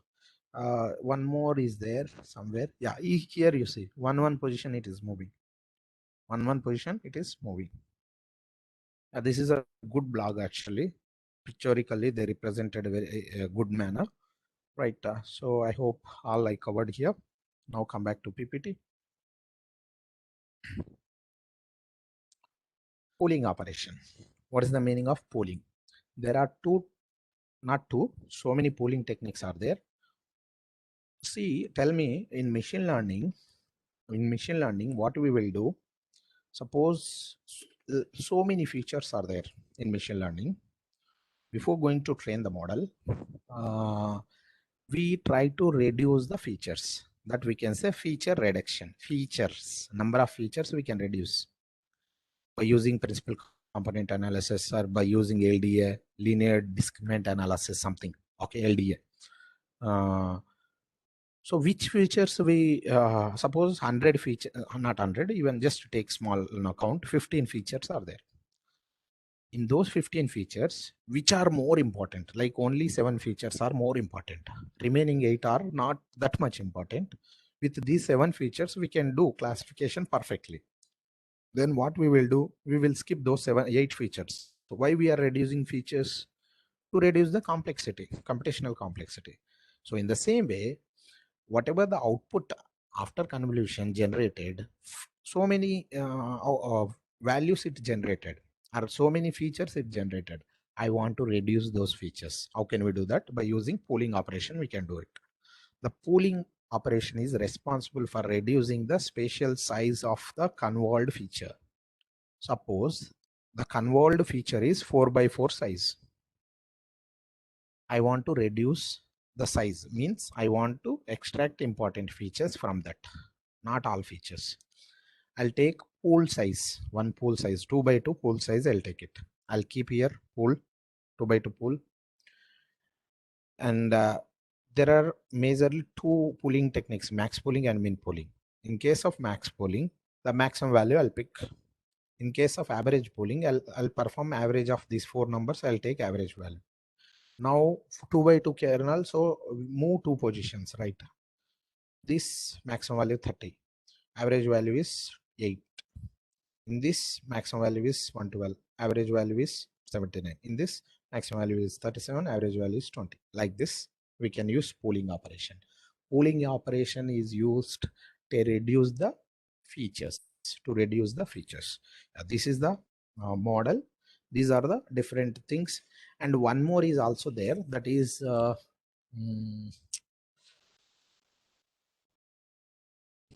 just wait, sir, I can't recall the name. Just wait, sir, one second.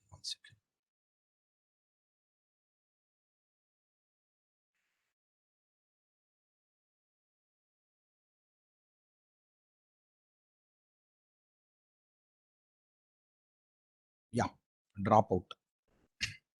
One more important term is there, that is dropout. What's the meaning of dropout? What is the meaning of dropout is, after convolution operation, we will go for max pooling. In between, we will do based on our model, we will do dropout. We will keep dropout 0.1. If you make it, that is hyperparameter. Dropout 0.1 is hyperparameter. 0.1 means out of these values, 10% of values we skipped for next operation. Meaning is, so total 16 values are there. 10% means one value we can skip randomly for next operation. Per suppose, you see, out of these 16 values, one value CNN can skip it. If you specify dropout equal 0.1, it will skip one value from these 16 values. One value means 0.1 means 10% of values. Here 16 are their values, so only one value we can skip. Just imagine I skipped this value 112. I'm not skipping, CNN can skip it. 112. Is there any impact? Yes, impact is there. In max pooling, if you use it, instead of 112, 100 will come here. 100 will come here. Why we can do dropout means uh, to avoid to avoid this problem, exploding gradient problem. To avoid exploding gradient, because some values, if you skip it, skipping means making zero. Here skipping means making zero. So by some values, if you skip it, so due to exploding gradient problem, it will reduce it. Okay, so that dropout also there. Now go for one real-time simple application. How can we perform classification by using CNN? Okay, so I'll go for very simple. Maybe image processing people who are working in image processing, they know this example, MNIST dataset. What the MNIST dataset contains, maybe you people listen that OCR, optimal character recognition. There what we will do, characters we can classify. Here MNIST contains, it's a dataset. By using this MNIST dataset, what we can do, we can classify handwritten digits. So this is handwritten digit classification. OCR is optimal character recognition. Okay, so MNIST is standard dataset used in computer vision and deep learning. So it contains 70,000 images. Such images I shown here, some images. What is the size of the image? 28 by 28 pixel. Meaning is 28 by 28 values are there in this pixel. 28 rows and 28 columns are there. So grayscale images, all are grayscale. Grayscale means obviously the pixel possible value is 255, 0 to 255. 0 represent black, 255 represent white. Okay, so how many digits are possible? 10 digits are possible. 0 to 9 means 10 digits are possible. What we have to do? So they collected 70,000 images. In those 70,000 images, handwritten digits are there. Like someone write 5 like this. Maybe someone write 5 like this. Yeah, I'll go for here.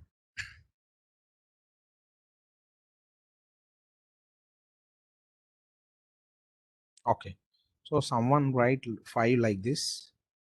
Maybe someone write 5 like this. Maybe someone write 5 like this. Yeah, different way we can write 5. Someone write 1 like this, 1 like this. Someone will write 1 like this. Yeah, different possibilities are there. So in those images, the handwritten digits are there. Those digits we will need to classify. How to classify?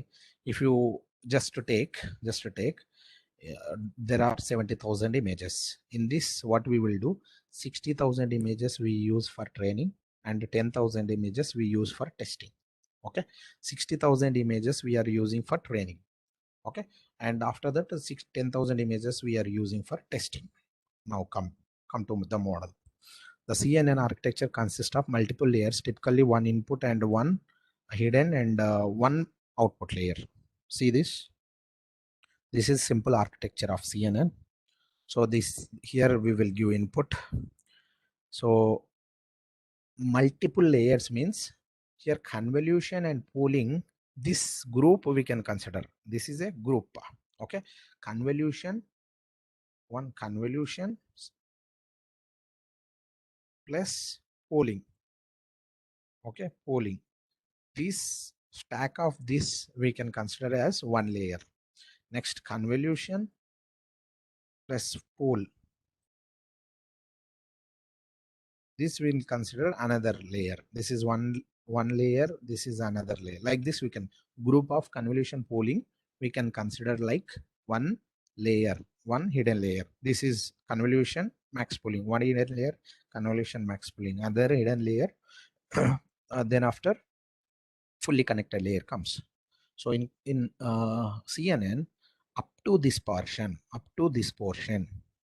we can say feature extraction module. These are feature extraction module. This part we can say classification module. Okay, this exactly look like multi-layer perceptron only. Okay, exactly look like multi-layer perceptron only. Up to here, it will extract features. Then it will classify the digits. It will classify the digit. Now, see where it is. Yeah, you see this. Suppose I passed one image. The size of the image is 28 by 28.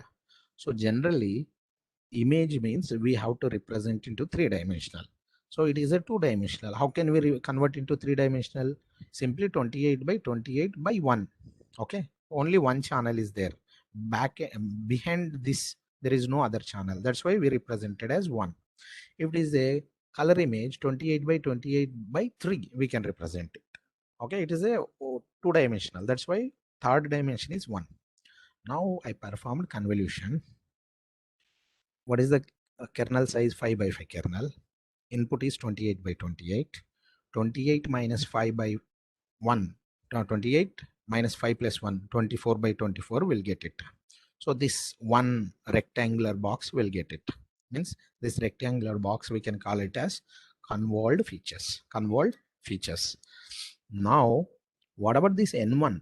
Why so many channels came into picture is generally in convolution operation, we will not consider only one kernel. We'll consider multiple kernels. Okay. How many kernels I took? N1 kernels I took. Okay. So what that kernel contains? Weights. What that kernel contains? Some values. Who will initialize? Randomly we can initialize. Like in multi-layer perceptron, how we initialize weights, same way kernel we can update kernel values randomly. We can initialize first. Later that kernel values are updated. Simple. Only the simple difference between that this is their weights we can initialize. Here kernel values we can initialize, update. First initialize it randomly, then update it. So how many kernels I'll take? Multiple kernels I'll take it. Now come back here. So many people have question hyperparameter. Here the kernel size, that filter size is hyperparameter. Input size anyhow will get it. Now next one is padding. P value is hyperparameter. Strides value is hyperparameter. Now max pooling or average pooling, this is a hyperparameter. Okay. Now number of kernels are hyperparameter.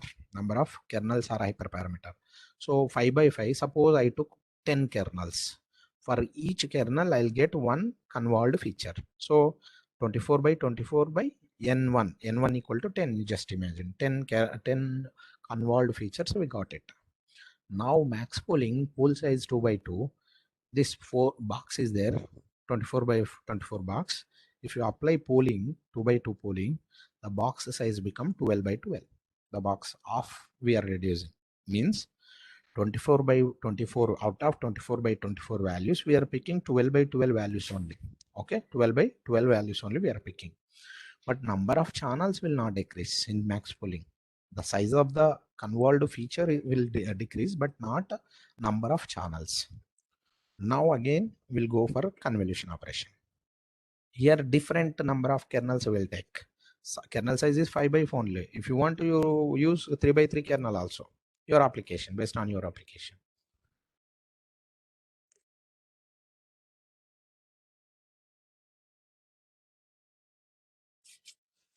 So here n2 kernels I took.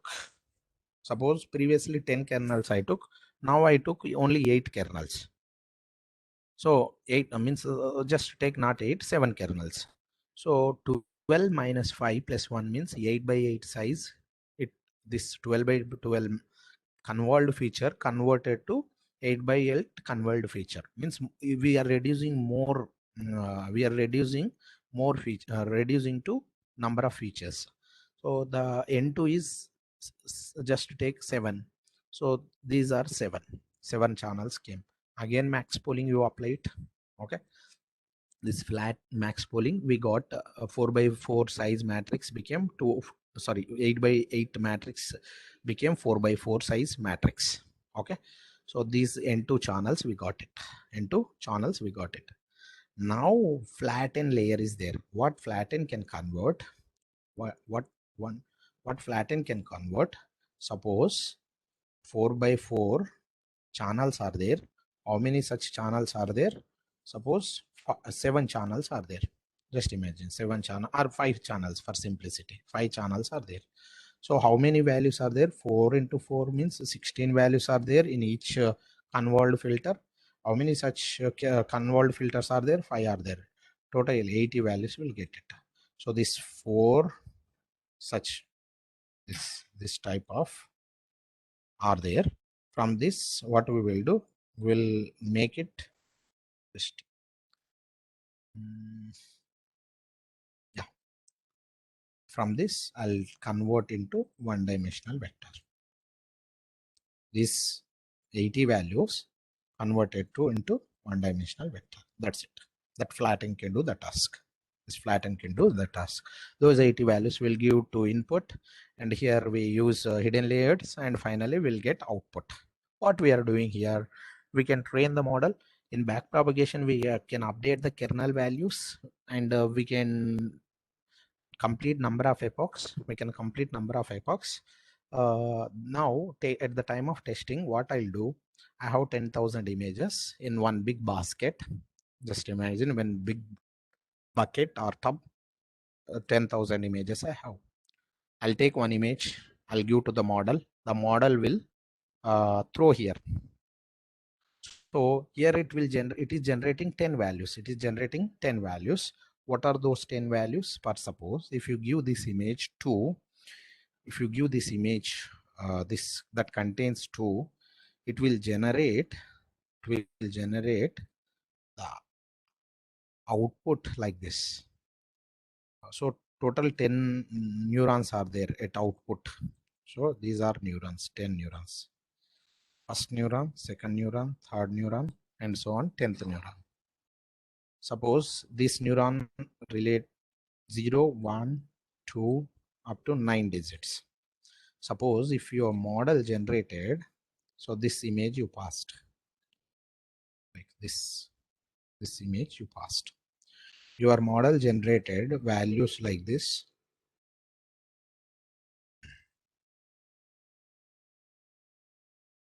Sir, yeah, tell me, sir. చెప్పండి.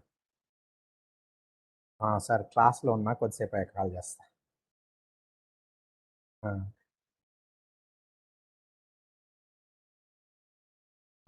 So this generated 0.01 output.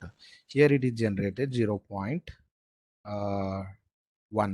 Here it is generated 0.6. Here it is generated like 0.12. Finally here it is generated 0. something. Overall this value become 1. If you sum up, this value become 1. Now from this you try to understand Where is the maximum value? This. I'll keep one threshold.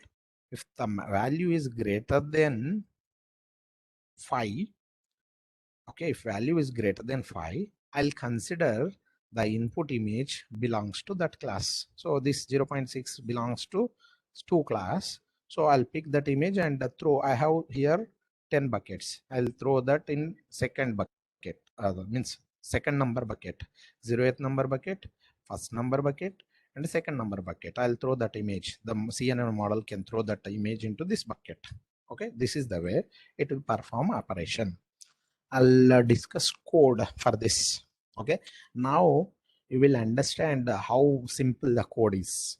Okay, now you will understand how simple the code is. I'll discuss. Please give me please take 5 minutes break, sir.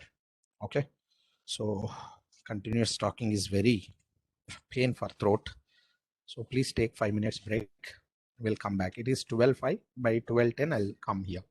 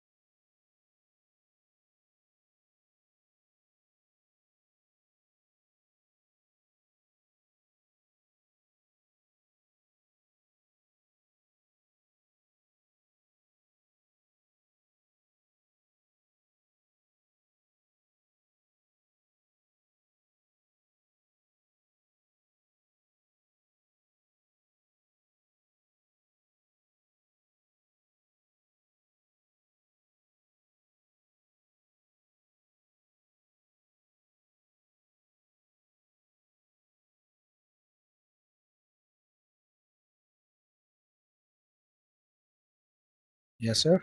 Good afternoon. Please respond in chat.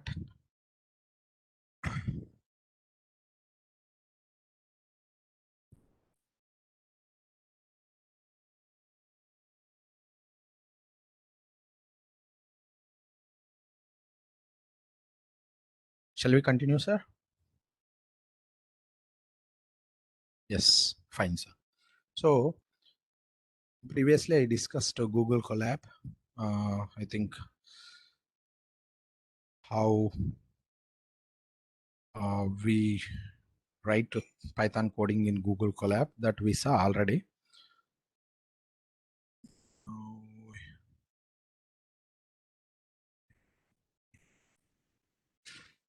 Just I'm searching for this code, sir. Somewhere I kept this one or another mail. I don't know.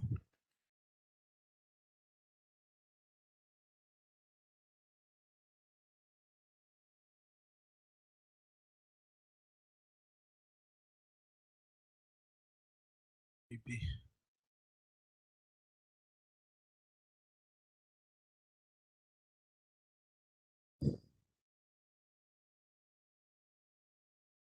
Yes.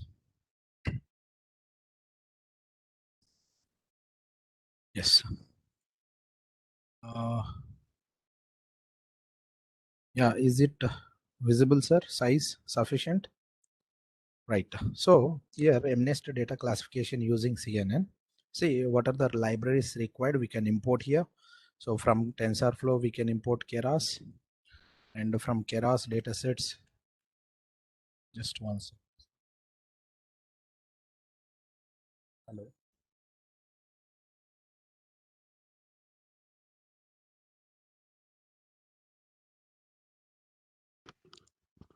Sir, do we get this code for practicing or testing? Ma'am? Can we get this code, sir, for practicing or Yes, ma'am. testing?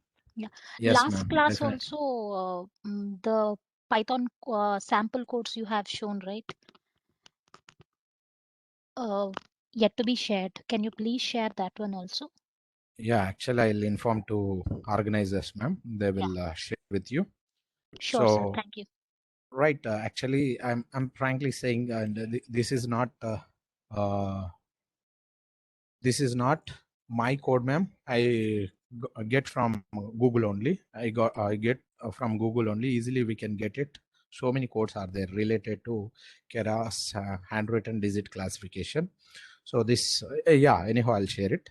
From TensorFlow I'm importing Keras. From TensorFlow I'm importing Keras datasets. From Keras datasets I'm importing MNest dataset. One thing is in Keras datasets, so many datasets are imported, like IMDb dataset, MNest dataset, so many other datasets are available. So I'm importing this from Keras datasets. Now from Keras models, I'm importing sequential model, because all are sequential models only. Whatever the models CNN, RNN, we can do, all are sequential models. One convolution, max pooling, all are sequential models. Next, from layers, I'm importing dense layer. Dense layer comes in fully connected layers. Dropout and flatten. Dropout layer, we can call it as, and dropout value is specified. And flatten. Flatten means I told you to convert multiple uh, two-dimensional matrices converted into one-dimensional vector. Now Keras layers, convolution 2D and max pooling 2D we are importing. Next, from Keras, import backend as K. This is important. How in Keras, how images are represented in backend, that we will see that we are importing that backend also. Now see here, batch size. This is a new term. I didn't introduce this term, batch size. I told you now, sir, 60,000 images we are using for training. Directly 60,000 images at a time we will not send. What we will do, we will send into batches. Those 60,000 images, I'll divide it into in each batch 128 images we can keep. Batch 1 I'll send, batch 2, like 391 batches it will became. like 60,000 by 128, near about 390, 391 batches it will come. So batch by batch we will send it. Total 391 batches completed means one epoch completed. So number of classes is 10. We know already number of classes. How many classes are there? 10 classes. Number of epochs 12 we took. Now in image rows, image columns 28, 28. Now train, xtrain, ytrain, xtest, ytest, mnist dot load data. It will load here. So what is the meaning of this? Just to go here, just wait. Online whiteboard. Suppose we have 70,000 images. 1, 2, and so on. 70K, 70,000 images we have, right? So corresponding labels we have. How many labels? 1 to 70K only. Okay, 1 to 70K. Now you see train set means first 60,000, 60K for training, 60K for training. So what is the meaning of this? X train, Y train means, X train, Y train means this part, this images, we can call it as X train. Okay, X train. Corresponding labels, we can call it as Y train. Y train. Now, X test means this 10,000 images, what we use for testing. This is 10,000 images. Y test means this. So this is the way 4 groups it is divided and loaded into our data set. So parallel I'll run this. Okay. Batch size, number of classes, epochs I took, image rows I took.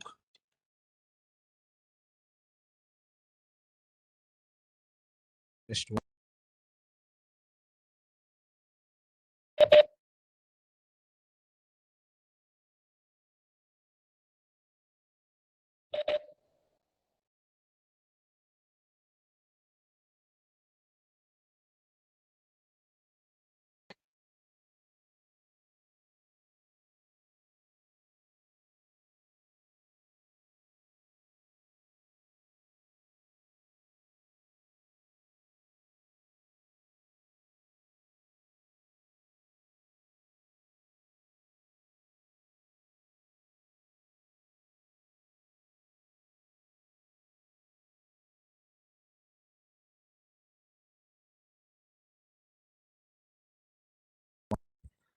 Right. So here total 4 groups, the data set is divided. Now print the shape. Now print it. So loaded, and X-train shape is 60,000 images, size is 28 by 28. Y-train is 60,000 images, nothing is there. See here, this one is important, nothing is there. So 60,000 labels are there, that's it, only one dimensional labels. Now test 10,000 images are there, size is 28 by 28. Y test shape is 10,000. Okay, 10,000 labels are there. Now see this K, I imported background as K. So what is the meaning of this? Why we did this is, in every image represented into 3-dimensional, but our images are 2-dimensional. Third dimension 28 by 28 by 1, do we need to keep like that, or 1 by 28 by 28 do we need to keep? Third channel, whether they implemented as first position or they implemented at third position, that we have to decide. If K image data format equal to channels first, channels first means 1 I'll keep here, number of rows, number of columns, means I'm converting 2-dimensional matrix into 3-dimensional. So the third dimension, whether they implemented channel first format, we have to keep here first 1. Channels last means we'll keep 1 here. Now you see, and display the shape. So 60,000 images, 28 by 28 by 1 means the channels last concept they implemented backend, that we have to know. So that's why we converted into 28 by 28 image into 28 by 28 into 1 image. Now what we are doing, each image, in each image pixel values are 0 to 255.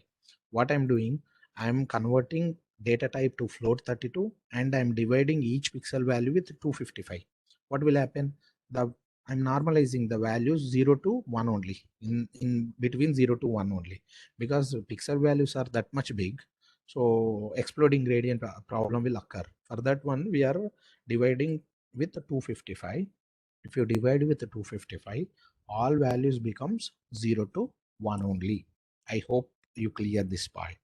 Now see, explain shape of 0. Okay.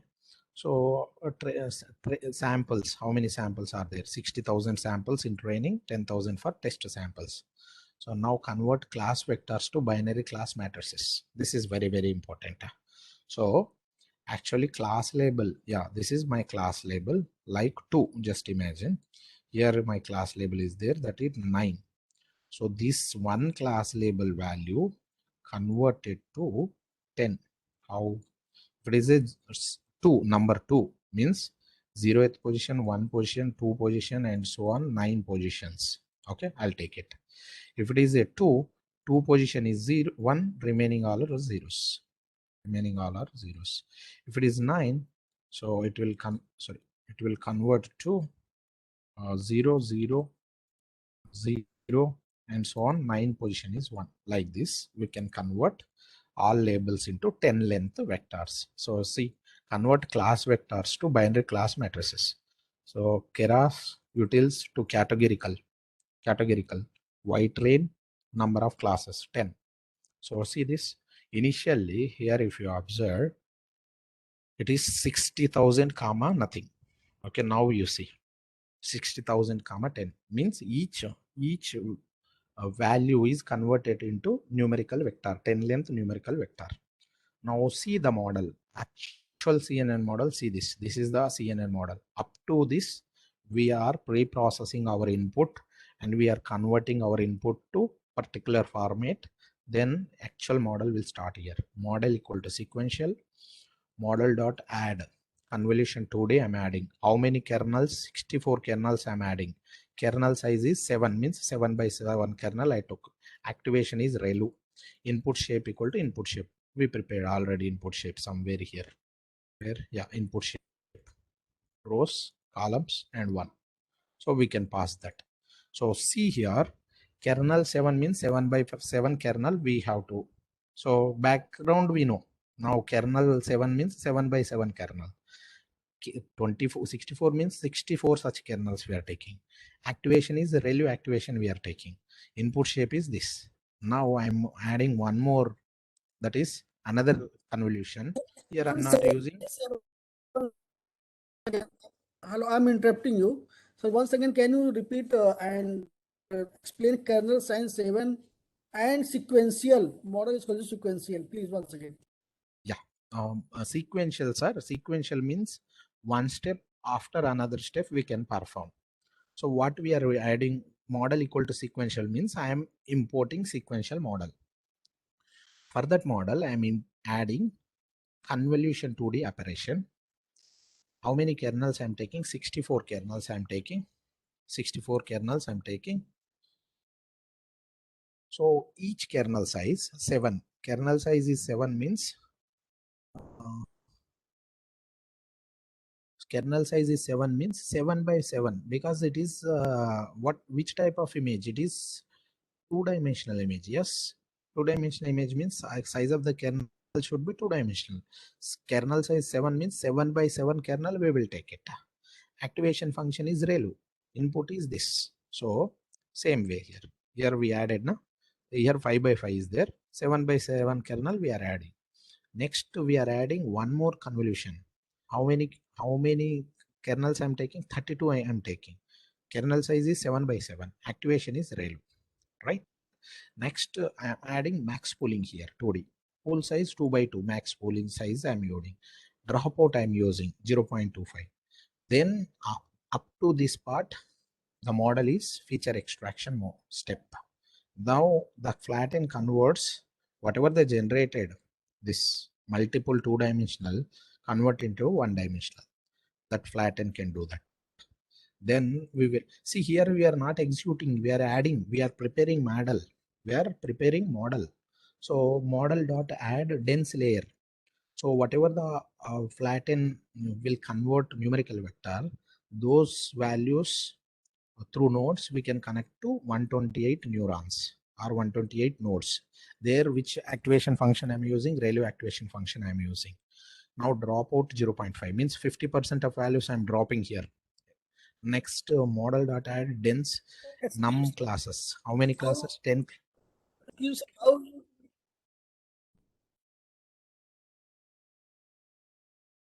How you Please. got exact dense equal to 128 neurons? And those are hyperparameters. So I'm taking. So first time we will take some value. After hyperparameter tuning, we will get these values. I'll better I'll show one hyperparameter tuning. What are the hyperparameters? What are the search space? I'll show you. Is this the table visible, sir? So in this table, see hyperparameter activation function is hyperparameter, batch size, dropout probability, number of filters, optimizer, size of the filters, strides, a type of pooling, search space. Hyperparameter tuning mechanism is there, grid search or random search. For random search, first I'll prepare one model, okay, default model. I'll ask to test with this search space. Finally, it is giving like you use ReLU, batch size is 1000, dropout is 0.2, filters are 32, 8, you use it, Adam you use it for this model. Actually, for this model, this is my model. For this model, it is giving this. Use Adam SGD, use Adam. Number of kernels or filters, use this.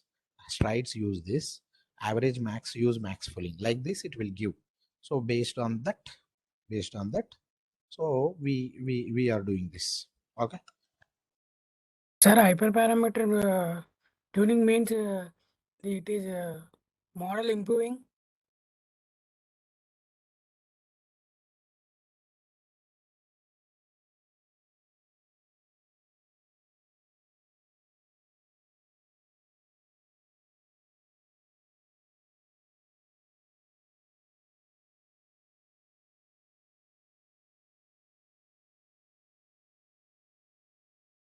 Sir, is tuning just entering values and watching what result we get? Yeah. Sorry, it is muted actually. What's the question, sir? Hello. Is tuning just entering values and to see the results, sir? Yeah, in hyperparameter tuning, we will give this search space, sir. This search space, it will check one by one combinations, all combinations. If you use ReLU, batch size 100, dropout probability. If you use ReLU, batch size 500, dropout probability. If you use ReLU, all these combinations, it will check it. Check and best values it will give. Best values it will give. Yeah, come back to model, sir. Now dropout used 0.5 here. Now model dot add dense total, how many outputs it will generate? 10, because 10 number of classes are there. Activation I'm using softmax. I didn't discuss about softmax activation function. Actually, for binary class classification, we use sigmoid activation functions are in the last layer. I'm talking in the last layer, we use sigmoid activation function. For multi-class classification, we use binary class we use softmax activation function. For multi-class means 3 or more classes. If you want to divide into multiple classes, Then we use softmax activation function. Softmax activation function. Now, yeah, this up to this I defined a model. Up to this I defined a model. How many convolution layers required? How many max pooling layers required? Dropout layer, flatten layer, dense layer, dropout layer, dense layer, like this. Just run this.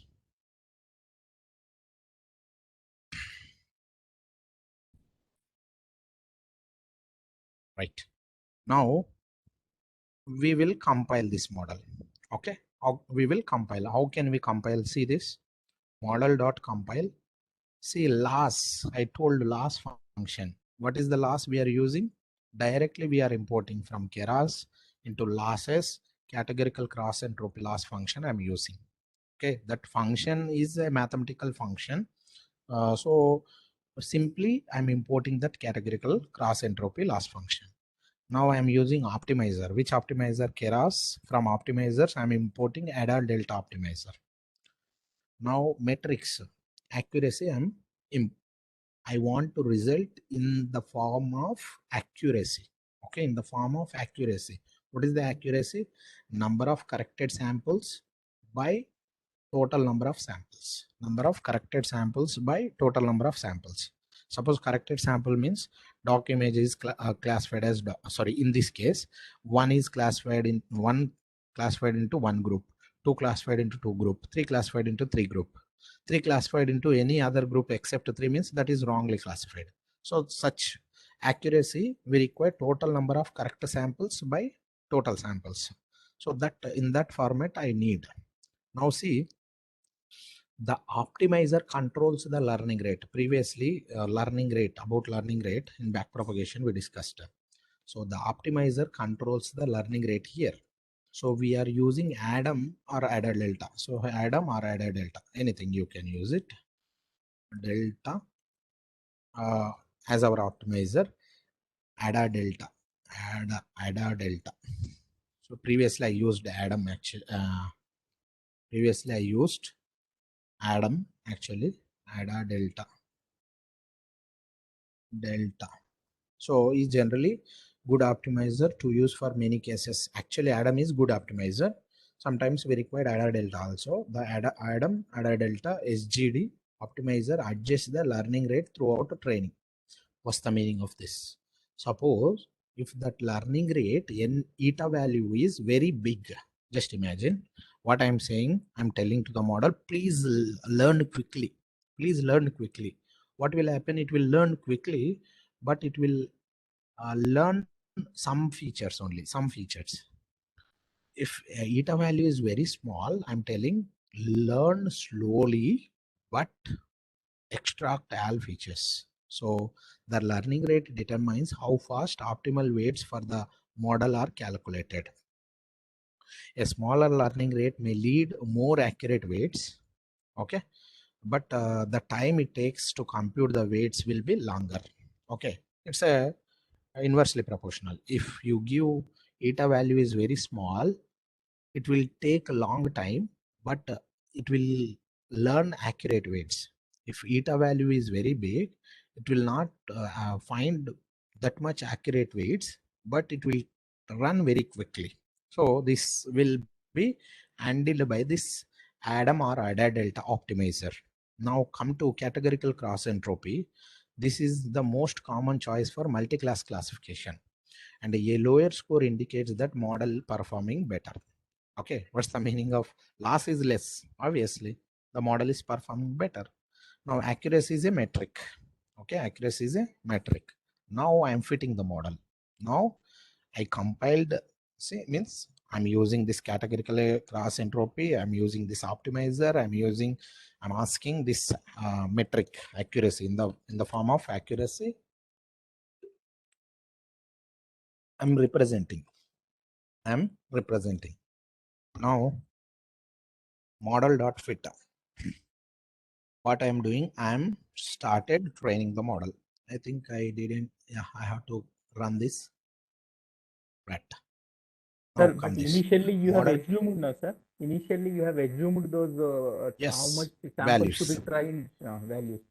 Yes. Initially we'll keep some Anywhere, weights also, initially we given something, later we updated. Just the same way. So here we are fitting the model dot fit. X train I took, Y train I took. Batch size is 128. Epochs are 12. Verbose 1 means this, it will display like this. For that purpose, we use verbose 1. So if you go for model dot fit, see how many parameters it will take. So many parameters it took. So 1, 2, 3, 4, so many, like near about 20-25 parameters it will take it. In Golab, an advantage is if you keep, suppose on the top of evaluate, it will load that evaluate how many arguments it will take it. All are very complex functions, simply we are importing. So X train, Y train I given for training, batch size given, epochs given, validation, we are performing validation on X test and Y test. So here we need to discuss one point, that is generally two mechanisms general researchers follow. One is the training, that whole data set divided into two parts, train set and test set. That is one type. Some people can divide the data into three groups. One is train set, validation set, and test set. Okay, here I divided it into two groups. Okay, so I didn't split into validation set. So what I'm doing, the test set I'm using for validation only. Validation data is X test and Y test. So we can fit the model. Then we are evaluating the model dot evaluate on X test and Y test, verbose 0, and X test, Y test I am evaluating the model. Finally I'm displaying test loss and test accuracy. Please try to run this. So out of 12 epochs, one epoch started. Okay, first epoch running. I want to wait for some time because here one more point I have to explain.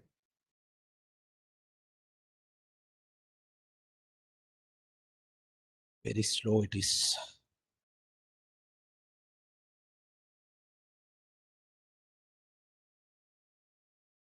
It is taking. Here we can, yeah, see this, sir. This count is increasing. So batches 340, 390, 448, 469 batches it is divided, I think so. Total 128, 60,000 by 128, total 469. So first epoch completed. In the first epoch, see, loss is 25. Okay, loss is 25, accuracy is only 13%. Validation loss is 5.8.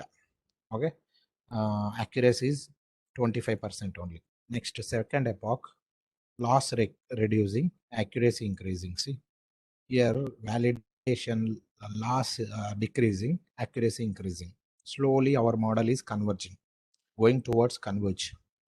So loss, we have to decrease loss and we need to increase accuracy. So 35 accuracy here. So like this, total 11 epochs.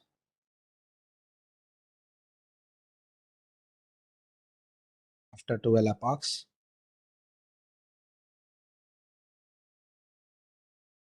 I think completed.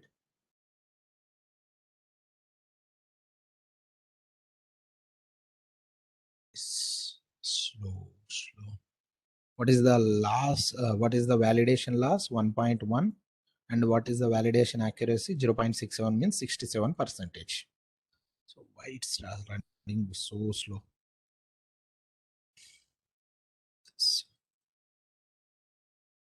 Please hold a minute.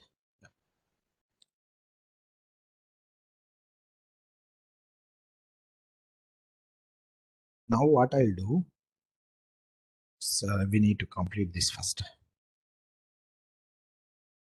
I think completed.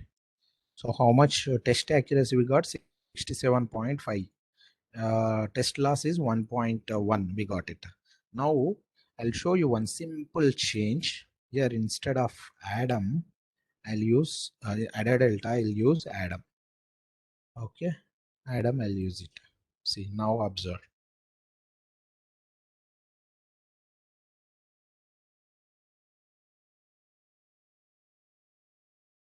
See the accuracy 0.89, started with 0.89, means 89% accuracy.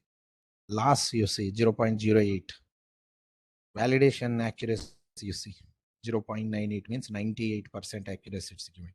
See, small one hyperparameter, instead of ada delta, if I'll keep Adam, how the difference you see. Okay, so the hyperparameter tuning mechanism will change all parameters like this one by one. It will check it, finally which one is giving highest accuracy or low loss, it will pick all those hyperparameters.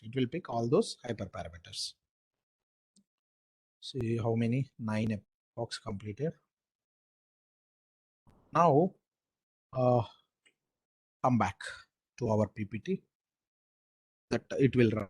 Finally we will see some what is the final accuracy.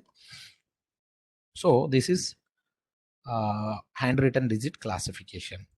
Now go for medical image analysis. So this is another research area, medical image analysis. What are the different tasks we can do in medical images with CNN I'm talking. So see, classification, image classification. What image classification involves? Predicting the class of one object in one image. Okay, suppose one image given, whether that image, just take X-ray images. So that X-ray related to disease, disease or non-disease, like such classification. Now localization. So localization refers to identifying the location of one or more objects in an image and drawing a bounding box or around it. Take one real-time example like traffic signals. In traffic signals, if someone will jump the signal, it will capture it. Okay, it will capture the location. So we need to localization. We need to identify the people or the vehicle which are violated the rules. So we can identify by using localization. That is one type of research. Object detection. So object detection both. So we can identify object, combines these two tasks, localizes and classifies one or more objects called detection, object detection. The image segmentation is the process of partitioning digital image into multiple segments, like line by drawing lines by with curves. We can segment the image. So where it gone? See the accuracy 98.8 accuracy we got here. Loss is 0.04 by changing only one hyperparameter, by changing only one optimization from ADA delta to Adam. I changed. Now come back here. Yeah, segmentation. Now go to registration. This is the registration is the process that overlays. Yeah, registration means, suppose in what we can say, theft identification. Okay, theft identification. Suppose one person theft a bike. He crossed one signal, he crossed another signal. So from one signal we can take one snap of one picture of that person in one angle. In another signal we can take picture of that person in another angle. We can combine, finally we will identify that person. Such type of research we can call it as registration. Okay, now go for images. Generally digital images means we know that CT scan images and X-ray images. So many other images also there. How many images are there? Ultrasound, US scan images, X-ray scan, computed tomography, CT scan, magnetic resonance imaging, MRI scans, positron emission tomography, PET scans, retinal photography, histology slides, and dermoscopy images. All these images, on all these images we can do all these type of research. Now go to some images. I'll show here some images. Just to take this image, this is CT brain scan. This is a CT brain scan. Here some problem is there, see. So with this, like this we can identify. So we will take 1 lakh images. So in those 1 lakh images, how many images related to disease, how many images related to non-disease? Already labeled images, we'll take it, we'll train the model. When we go for new CT brain scan image, we will give to our model, and we will test whether the disease is there or not. So in this CT scan with left-sided hemorrhagic stroke, due to some stroke, so some clot, you think some blood clotted or something else happened, so disease occurred. Now next image, if you see an axial MRI brain scan, this is also brain, but MRI brain scan with left-sided brain tumor, some tumor is there somewhere here. Now normal chest x-ray, this is normal chest x-ray. A normal axial CT lung scan, this is lung scan image. A histology slide with high grade glioma, brain tumor. So this is a brain, but it is histology slide image. Like this, different images are there. If you want to, you can give assignments to your students to classify this type of images. First, we need to identify data set, then we will classify by using CNN. So now see, similar type of model we use it. So this is the image, convolution layer took, layer ReLU, activation function used. Now pooling operation, fully connected layer, and output classes, tumor and non-tumor, whether tumor is there in the image or non-tumor. Like this, we can develop one CNN. Will only input is different. We can perform multiple tasks. So that's it, sir. So many other things are there. I'll stop here. 10 minutes is there. We will go for question answering. We'll go for question answer. One by one, sir, please. Hello, sir. Yeah, tell me, sir. Sir, can you please explain first 5 parts of the code, because my internet problem, sir. Oh, where? First 5 parts, sir. This one? This one, sir? Sir, please respond. Sir, This I'm not clear. Okay, this cells, first 5 cells. yes, sir, yes, sir. So in the first cell, what we are doing, we are importing different packages like Keras, MNest dataset, sequential model, dense, dropout, flatten. We are importing different Okay. libraries, required libraries. Now here we specified batch size, number of classes, how many classes are there in the images. So 10 class classification problem or binary class classification problem. When we go for binary class, 2 classes are there. When we go for 10 class, 10 classes are there. Now number of epochs, how many number of times these 60,000 images we will give to the model. So that is 12. Number of rows, number of columns of an image, 28 by 28 image. Now we are splitting the data set into 4 groups: X-train, Y-train, X-test, and Y-test. And I displayed shape here. Now I checked how Keras implemented images in backend, whether channels first format or channels last format. That we will check here. Channel first means the third channel we will keep here, the rows and columns will keep. And the channels last means rows or columns will keep third dimension, one I'll represent last. So hereby from this we can understand they implemented channels last concept. Now here we converted the image data, okay, 28 by 28 pixel values into floating point and divided by 255. So floating point values we got it from 0 to 1 range. So 0 to 1 range. Here shape we displayed. Then we converted class labels into 10 length vectors, okay, by using this code. Finally model defined and so on. Okay, sir. Thank you, sir. Thank you very much. Why we are separating the codes? Why can't we write it in a single page? Which one, sir? All codes, no, sir. 5 codes. Yeah, we can write it in same in one file, but in Colab 5 times. 5 sir, times you have to keep. Sir, please mute it. I make some get disturbing. I'm disturbing. Yeah. So here in Colab, cell by cell we will go it. If you want, we can write it in one cell, not an issue. not an issue. Because for simplicity, step by step, if you go, it's easy. Divide and conquer techniques are okay. Generally, programming, if you write any software, you divide into different modules. So for that purpose, I written nothing. Okay. We can write in one cell, not an issue. So how one module is data is being transferred to other module? If we increase the aperture, then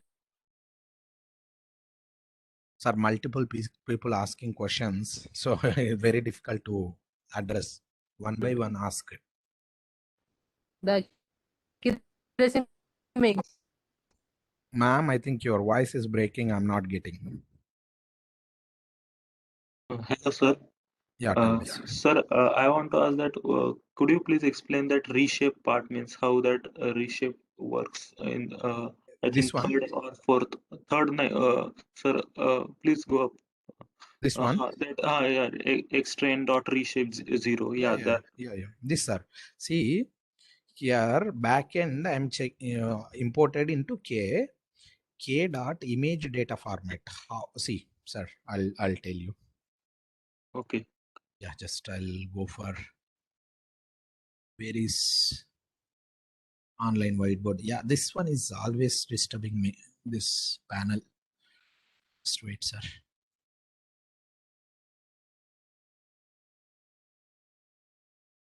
Yeah. See, sir. Suppose you people have 28 by 28 size image. 28 by 28 size image. So how can we convert this 2-dimension image into 3-dimension? Okay. Suppose number of rows we have, number of rows we have, number of columns we have. Now depth we don't have. So that depth in Keras, every image is converted into 3-dimensional. So depth is not there. Only one layer is there. Only one layer is there. That image, how can we convert it? Either 28 by 1 we can do it, or 1 by 28 by 28 we can do it. Okay. So to decide this, whether they implemented channels, we can call it as first layer, first channel, second layer, second channel, third layer, third channel. There are no channels, only one channel is there. Whether they implemented channels first or channels last concept. Channels first means this first we can keep, okay, 1. Channels last means this one will keep it 1. Okay, that's the way we can change it, sir. That's the way we can do it. Okay, sir. Okay.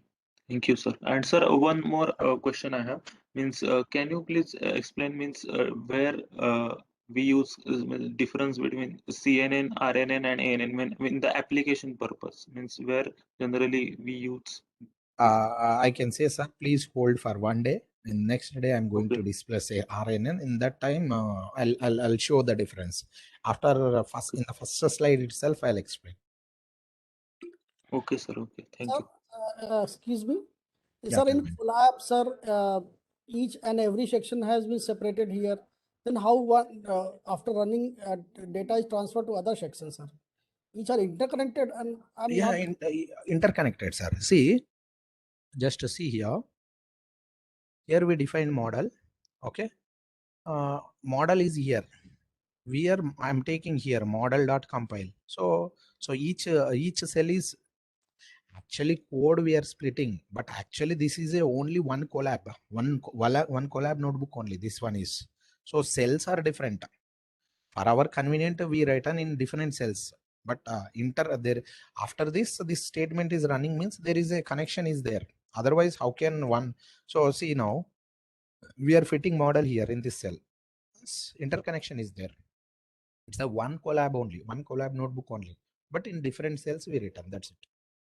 Means output of one cell is to be forwarded to other in other cells. Yes, right. Available to other cells. So the last statement that is finished in one cell. Simple example, sir. Simple example. Second cell. Simple example. See, number of classes where I defined here somewhere here I defined number of classes equal to 10. but I'm writing here directly number of cells, number of classes. Directly it will take from there.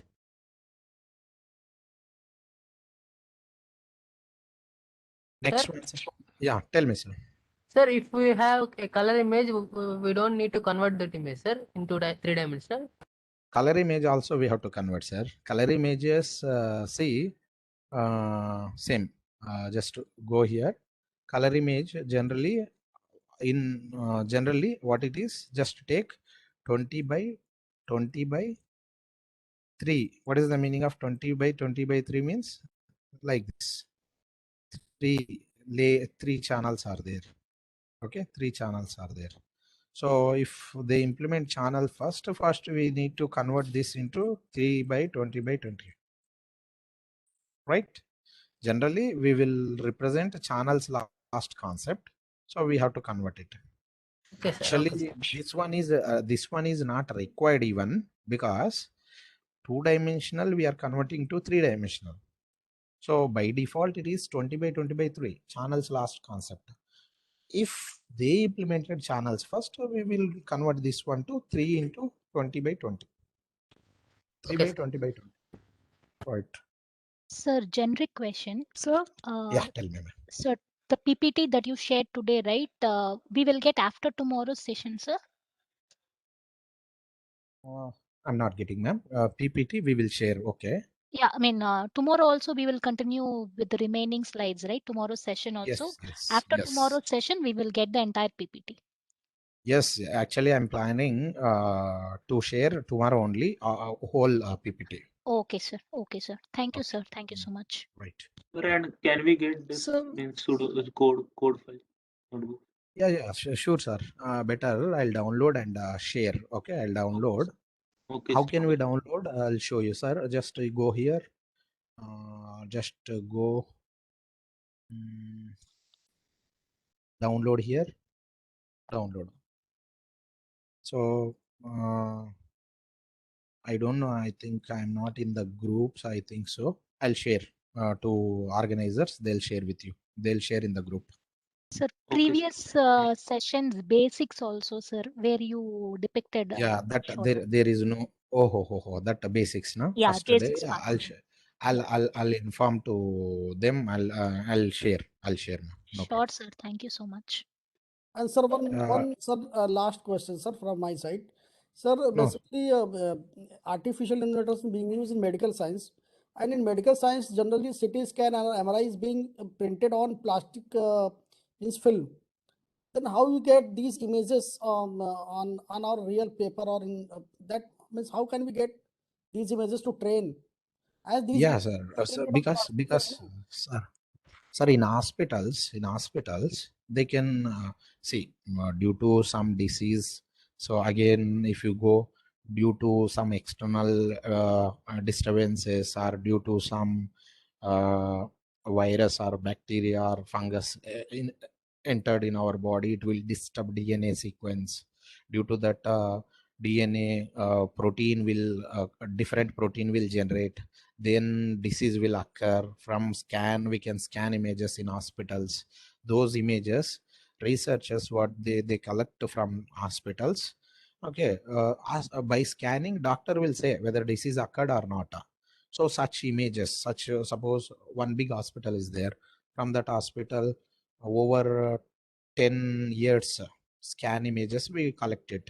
So from that scan images, researchers prepared a data set where this is data, this is related scan image, this is disease related, this is not disease related, like that they prepare one data set. See, research means either you can prepare a data set, that is also research, or you can do operations on the existing data set, that is also research. But we have to check in the literature that work is completed or not. Then onwards, so how much work completed? Suppose this image classification, so image classification is a not research nowadays. Previously 10 years back it is a research. Now image classification is not work out. If you go for good journals or good papers, it will not work out. In that image, see, like motion detection, or emotion detection. Suppose one video is there. From that video, you just identify emotion of a person, whether he is happy, sad, like such emotion detection, that comes under research or such. So I'm not related person to image processing. I'm basically related to natural language processing and bioinformatics. In these two areas I worked. So suppose you take sentiment analysis, that example I'll discuss tomorrow with RNN. Suppose if you want to go for suppose one product released in the market, so many members purchased it, and they given feedback about that product. Okay, suppose laptop.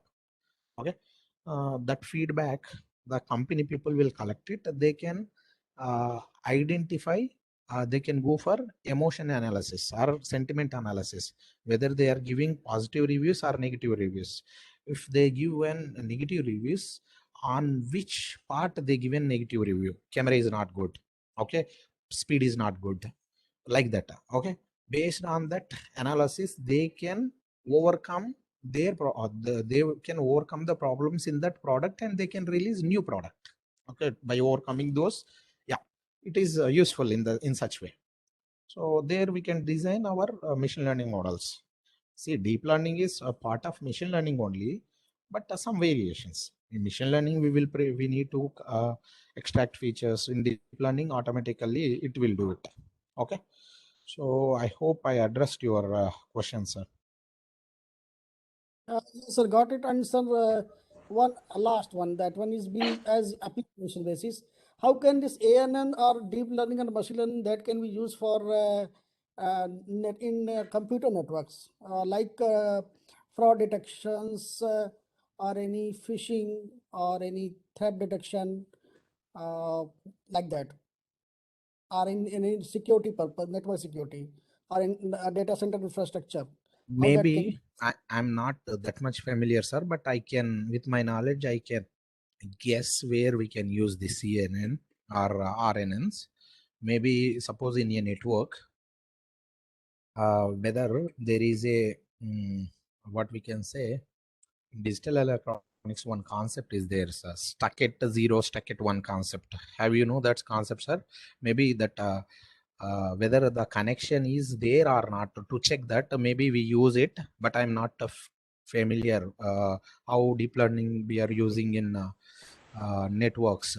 Or we can use deep learning in computer networks to identify sub networks, or we can identify like what we can say, optimal subnetwork. With that subnetwork, we can establish connection with all other nodes. Such subnetworks, to identify such subnetworks, we can use deep learning, sir. But I never worked on that, but I'm not sure that for that purpose we can use it. That I know. means, suppose a network, a huge network in a premise, in an area geographical area or in a premises, which node is going down and which node is working fine and which node is just going to down. That can be implemented by ANN or deep or machine learning. How we differentiate by which I should opt? That I'm not sure, sir. I'm not sure. Without knowing, if I say something, it is useless only. So that I'm not sure, because that area I don't know. Yeah, ठीक. From Yeah, that tell me. padding concept, can you please explain what is valid padding? There is no valid padding, ma'am. Suppose, see, the Okay. problem here, yeah, in this case, here, you took 6 by 6 size, okay, but the output size is Yes. reduced. Suppose I don't want to reduce my convolved features, I want more features. I want more features. Suppose here you have 3 by 3 images only. You use 3 by 3 kernel only. One value we will get it. Okay, only one value, one feature will get it. That is not sufficient. So then what we will do, we will increase the input size. We'll increase the input size. Then we will generate, suppose I want to generate same length output like input. Then we can perform padding and we can generate it. For that purpose, we can use it. But there is no specific how many rows we have to add, not like that. There is no specific Okay. rule to add. Yeah, based on your So input. actually in um, so Yeah, actually tell in me. one slide it was mentioned valid padding. That's why I asked. Valid padding. Valid padding. Yeah. Actually, valid padding means if it is required, use padding. Otherwise, leave it. See here, I'll show you one example. See, I hope this one is clear. Padding equal to same. I did. Okay, padding equal to same means I want to generate this. My input size is 90. Output size also 90. For that, to get same length output, how many rows we need to add, or how many rows up do we need to add, and how many rows down do we need to add? Automatically CNN can add it. Okay, so for this way we can do it. For this way we can do it. Padding equal to same. Valid padding means based on your application, padding 1. Suppose for your application padding p equal to 1, that is valid, so add it. So for some other application, padding 2 is required, you add it. That's the meaning. Not valid padding means there is no specific meaning for that. Okay, sir. Thank you. So if your questions are completed, we will stop here, sir. So thank you very much. We will meet tomorrow in with RNNs. Sir.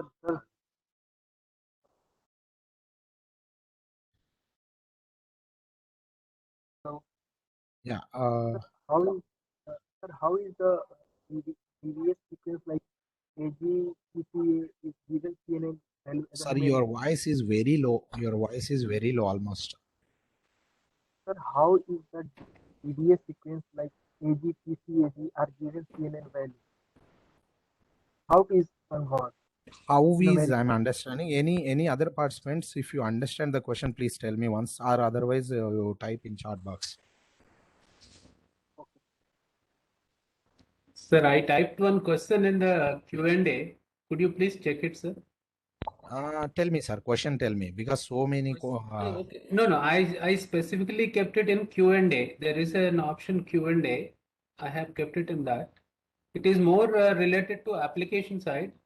If you choose to answer, you can, sir. Otherwise, you can leave it. Yeah, we'll do that. If I know, I'll do that, sir. Not a problem. Sir, if data sets are used for prediction, if I have daily sales data of product for 1 year and price, can we predict what factor is influencing sales? Here I gave 3 dimensions. This can be extended. Okay. See, here, sir, suppose if you have some factors, from those factors, if we have 10 years data, which factor is impacting is feature. Actually, which factor impacting means that is the best feature. Okay, that is the best feature. In feature reduction, we can identify such thing, which factor is influencing the output. Okay, that is not related to prediction. That is feature reduction. In feature reduction, that question will come, sir. So which factor is impacting more, we will consider such factors. Such factors are features. So here someone given optimal value of hyperparameter mentioned in table applicable to get best result of any application. No, for my application only. For my application, for my model, for my input, those are the best result. For your application, for your model, that will vary.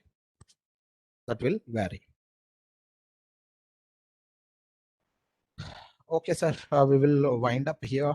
So we will discuss remaining questions. Yeah, see, one point you remember, within the 3 hours, how much we covered it. So don't feel like bads are not addressed all questions. Means if you sit whole day, it will not complete. So you have, from your end, you have to go and search it. I'll type here one machine learning mastery blog. So in chat box, I'm typing, please check it, machine learning mastery. So in machine learning mastery, you go and search, you will get anything. Okay, That's it, sir. I'm ending the meeting. Thank you very much. Thank you for your patience. Thank you.